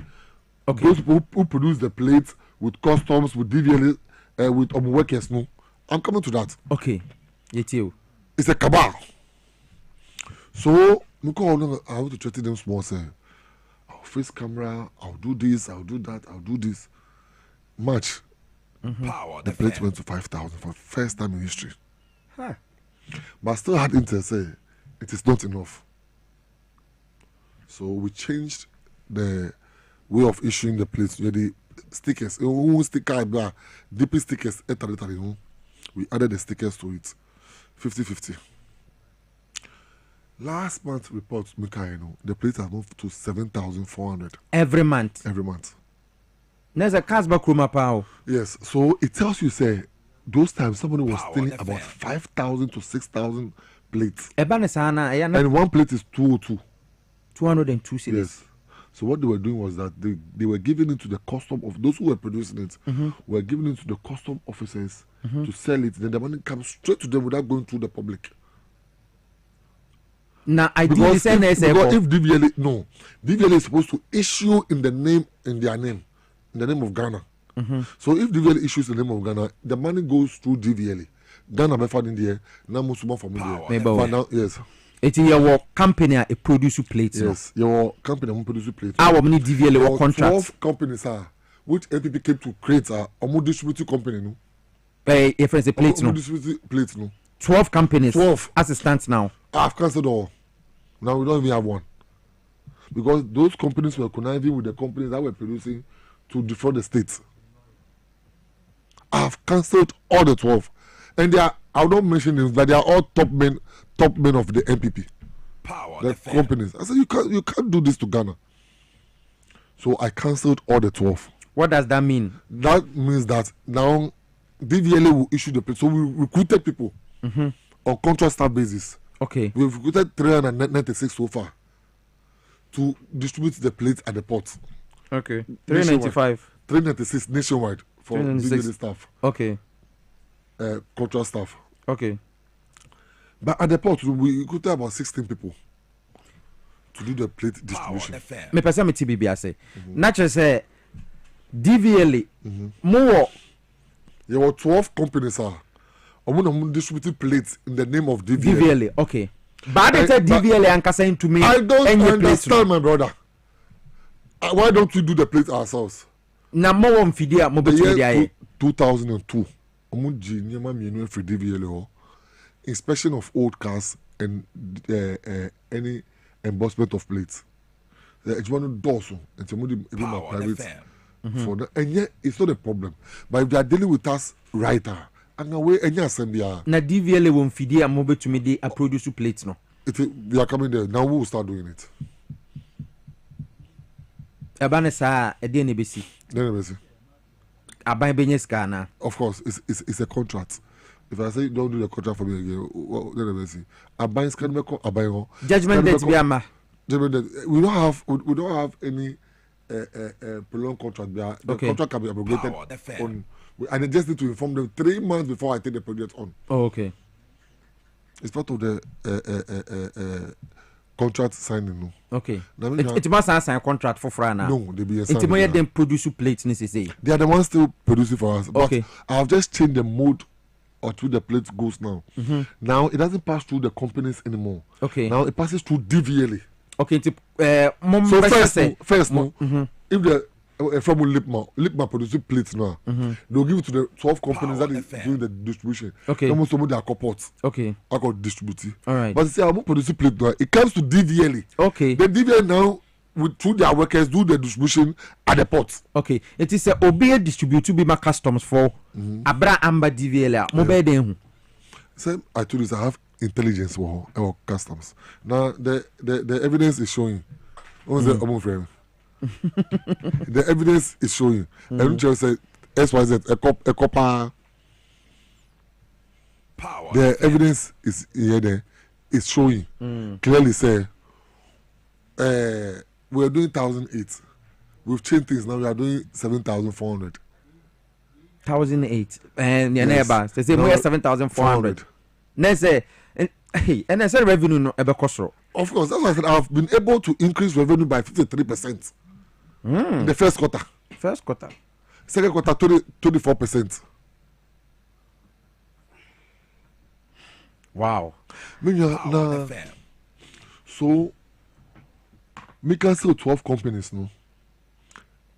Piesie Okrah. Me too, pa. Me can sell 12 companies, no? Ebe hija kakra. They wanted me out. They wanted you out. Yes. Obi over 1 million Ghana cedis. Now what go ye every nanuma easy. He thinks he's so powerful. So I went to meet Mr. President, and I explained to him. Said, A, B, C is what was going on. This is what we've done. And this is the issue. Mr. President said something to me, and I always thank him. He said, Julius, go and do what is right. Anything that comes out and Ghanaians will get to know that this is what you did and it is right, do it for Ghana. Don't listen to anybody. Take the best decision for Ghana. Let Ghana be in your mind when you are taking a decision. Okay. And if you are right, Ghanaians will always defend you. All right. With the DP plate, no one sama yekano. Physical enough report about DP eboho. At what point, ena nipakrono ebeba DVLA say. Yeah, people didn't understand. Let me say it here today. If you bring the car from port, DP plates, right from that time till the day you want to register, it should be only 14 days. You have only 14 days to use the DP plates driven from port plates. After which you go to DV plates. That is if you are a car dealer. Power FM.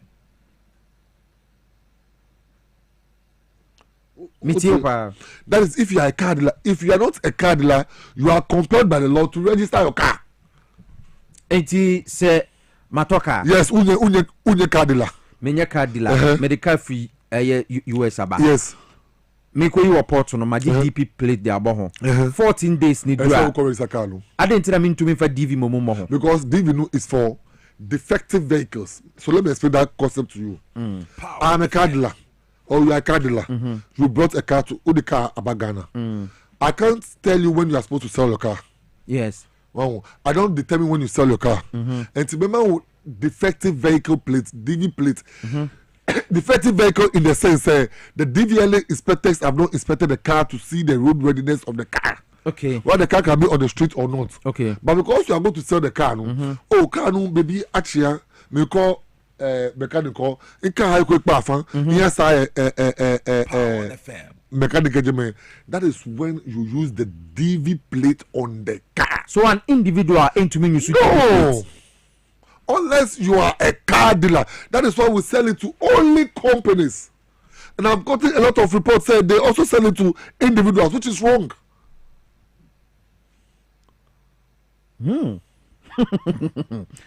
It is a Siano. Minimum be DV abon a car house. We'll make it expensive for you to use the DV plate. How? So we'll introduce another plate. We'll introduce another plate for people who are not car dealers and still don't want to register their car. And let me tell them, it will be very expensive. Because the more you register your car, the more Ghana gets revenue. Okay. So we encourage people to register their cars. But then the car person or register. So it's everywhere. Any country for to do to register your car, it's expensive for you to use the car. It's more money than car dealers no. A ton de individuals no. Number one, how do you curb that? Number two, say could do individuals no wa moye den na money or mama be register. You see why the police takes advantage of other people? Because for the policeman, he will see with the DV plates now already BB or not all. Some are doing very good work. Now wako, but that's not what we want. We want the right thing to be done. So they say, I know the garage for no, you know anya meeting. Member office, so now the DV plates have gone out already. Okay. Because it's supposed to go out at the end of the year. Yeah. You know more anya meeting. I've held several meetings with them, told them what was wrong and what was being done. I am not coming to do that, but that's why we promised change. We are going to change the system. We are going to do what is right. And what is right is say you are not supposed to do what to sell DV plates out. Now we'll check the number of cars you have before we issue the plates to you. Okay. We'll not over issue plates. If you want more, you come to us for more. How do we ensure a initiative way effective? So we are now going to have a system identify who owns this number plate, who we sold this number plate to. So if Obi garage owner, now I thought DV plates among Piesie, you shooting gun or plate this one. It will tell us who owns that number plate. Okay. Then we'll hold that person responsible. Is that the right thing? Piesie, if you don't use technology to solve problems, what again are we doing in power? Technology need the because we are the laws until the law is amended. This is what we have. So that's what we must go by. Until we are also able to amend the law. And let me announce this. This is the first time I'm announcing it. The Okada is coming on board very soon. Okada? Yes. Yesterday we are done with Parliament. Okada is coming on board. My Emranewi. Yes, I am Emranewi. I'm promising Power FM. I'll come here first to read the entire law. Okay. Because Power FM is an astute station. Yeah, that's a same moment as Anano. Eti yababa Okada no so. Na enti the DVLA is thinking of introducing a new number plate that will surely be expensive to operate with. Because we want people to register their cars. And TPS say Ghana Frontier say now there's no law.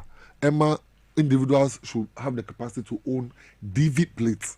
It's only the private garages. And a police for him is Amrano now. The police are they have a rep on our board. Okay. So they know very, very well, say at the end. I'm papa. Moi, won't so nim no. Who nims are there no? Now a police for him now, or more yen, or more yen. Money police for collaboration. I've met with the police rep on our board. I've spoken to the police MTTD team. No, I've spoken to them. It's about education. We still need to help them out. Okay. They also need to help us out. The police, some of them are doing so well. Some of them takes our guys onto the field. Chief Superintendent Alexander Obeng. Yeah. I don't know. A good man. That man has a pure heart for Mother Ghana. And he's the one driving the traffic tech project. Okay. And I always want to congratulate and wish him well. So, the kind-heartedness he has for Ghana, he should really see what he wants to see for Ghana. I see. Yeah. It is a say no a police for and stop DV plates. The cars no NGO almost get. I cannot say it because I can't be everywhere. Okay. I can't be everywhere, but I'm just encouraging them say what is right for us all to be okay with the system. Mark Crew here live on Facebook or say oh yeah great submissions pa nani aje won common no ehho pa resetting agenda no is on course John Sam Mansu Tonto Chrome say resetting government institutions no there ekoso pa looking at near OTO no Dove Maxwell one of your guys I think the Suhum guy or say abai papa ba or say your submissions are really good or say excellent submissions Chief Julius Nikweko we are really proud of you must start 24 hours onano obisu akwa denta 12 no matum maybe people must understand how the thing operates. We started by sorry. Yes. But now go and see what go and see what is written again. Go and see what is written again. So people must. We started with extended hours. The 24-hour is 3 shifts. We started with 2 shifts. Okay. So to look at the numbers, that will come from 12 to 10 p.m. Or the shift is 6 a.m. to 2 p.m., 2 p.m. to 10 p.m., 10 p.m. to 6 a.m.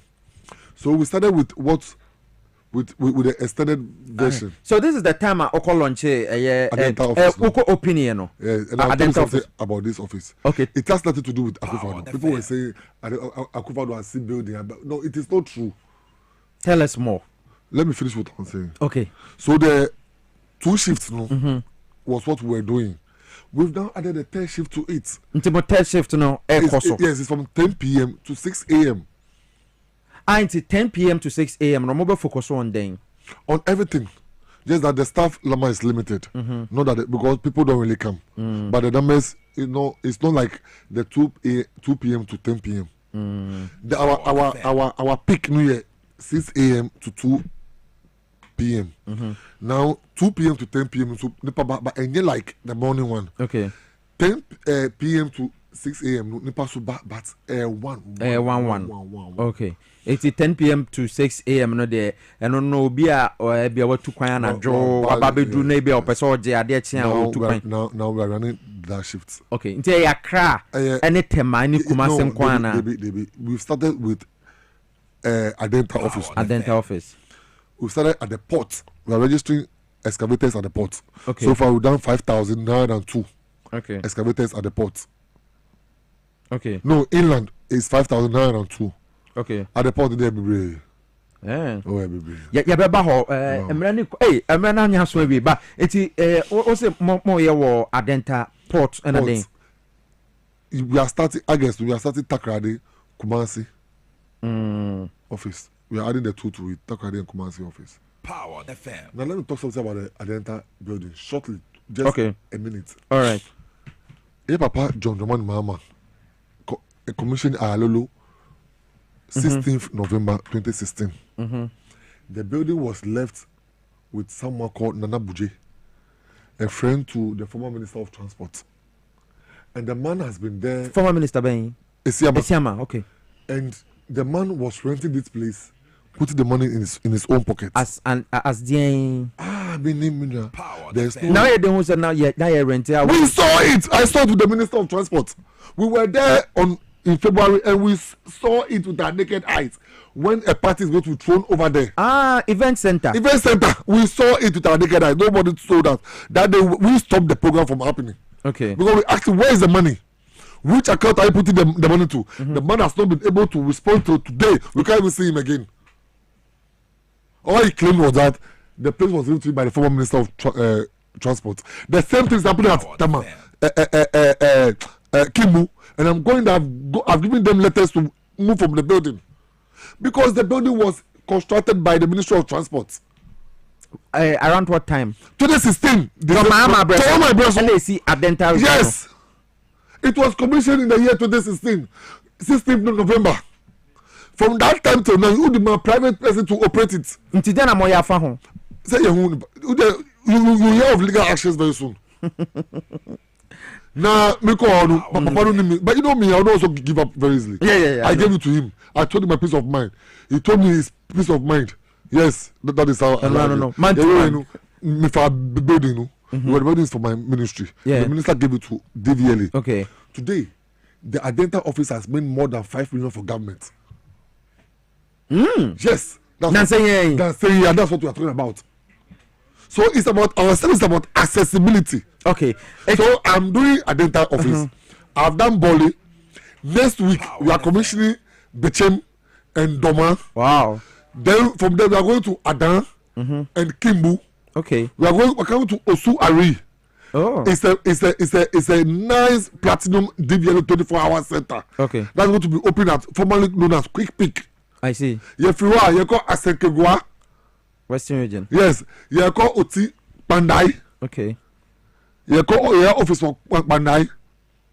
Your office for Teshinungwa. Your office for Dansoman. Power FM. Your office for Zoom.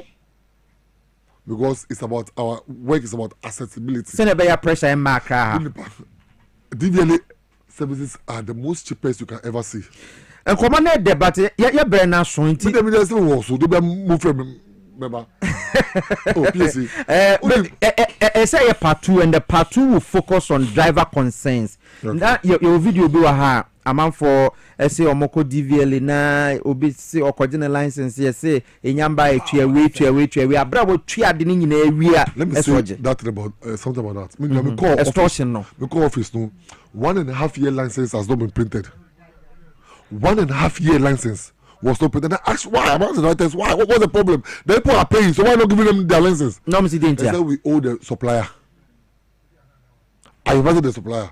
I went down on my knees to beg the supplier. Madam Powercho, the supplier had a contract, but you're not paying her. And she said, I don't know, my brother. We were owing $200 million in our dollar account, $300 million in our city account. I've paid all. Over 6 months, yeah. I went down on my knees to beg the woman. Say, mommy, take me. She's an elderly woman. Take me as your son. Bring the things. What they always pay you, we'll look at it. What they don't pay you, I'll pay you what you are due. I don't think another kill no doors on ever DVLA. Yes, 1.5 year backlog of license was not printed. As I speak with you now, I have printed everything. I have printed about 366,000 licenses. I have distributed them. Last week I issued press release. Go for your license. I had the press release on my phone, Piesie. I said, go for your license. Because I don't understand why people must pay for license and they don't have access to license. That is what gives it to the Go Boys. Say, Ujai, Yamfani say, what is 6 months? I will DVLA as DVLA CEO. Say, Yamfani say, BB, Yamfa Samba. Okay. Na say, u freeze a juma no so ene ya. A de legacy and our person Uja, na yampong. I want to see the DVLA that can print instant cards. That's what is coming on board. This is the first time saying it because I've gone to US to see the machines as they are in Minnesota. Yes, to see the machines. We had a conversation over there. We are printing instant. I check maybe from January. The DVLA will be printing instant. We are changing the design on the on the license. We are doing A license. The A license they say you don't need to always carry your license along with you. You can have access and have it on your phone. Many police finance issues they be. Yes, now e-license will give you the access to have a license on your phone. You see, you can show it on your phone. When it's missing you just come out, you pay something small, we print it out for you. So e-license is coming on board. This is the first time saying this policy. So I have at least this year I want to achieve 3 things to go. Apart from what I've achieved, I have more than 15 policies achieved already. Okay. A-license is coming on board. The DV plate will now be plastic. Okay. The DV plate I'm going to do this year, it will be plastic with RFID chip embedded in it. Okay. Instant printing of cards. Then we have something we call the terminal project, lorry terminal project. Every big lorry terminal, Ghana, will have DVLA visit them once in a week to solve their issues for them. Yeah, that's it. Thank you so much for joining me. Charlie. Mindamboshi. God bless you. Okay. Juliana Akwasowa. Juliana Akwasowa. Also for the name.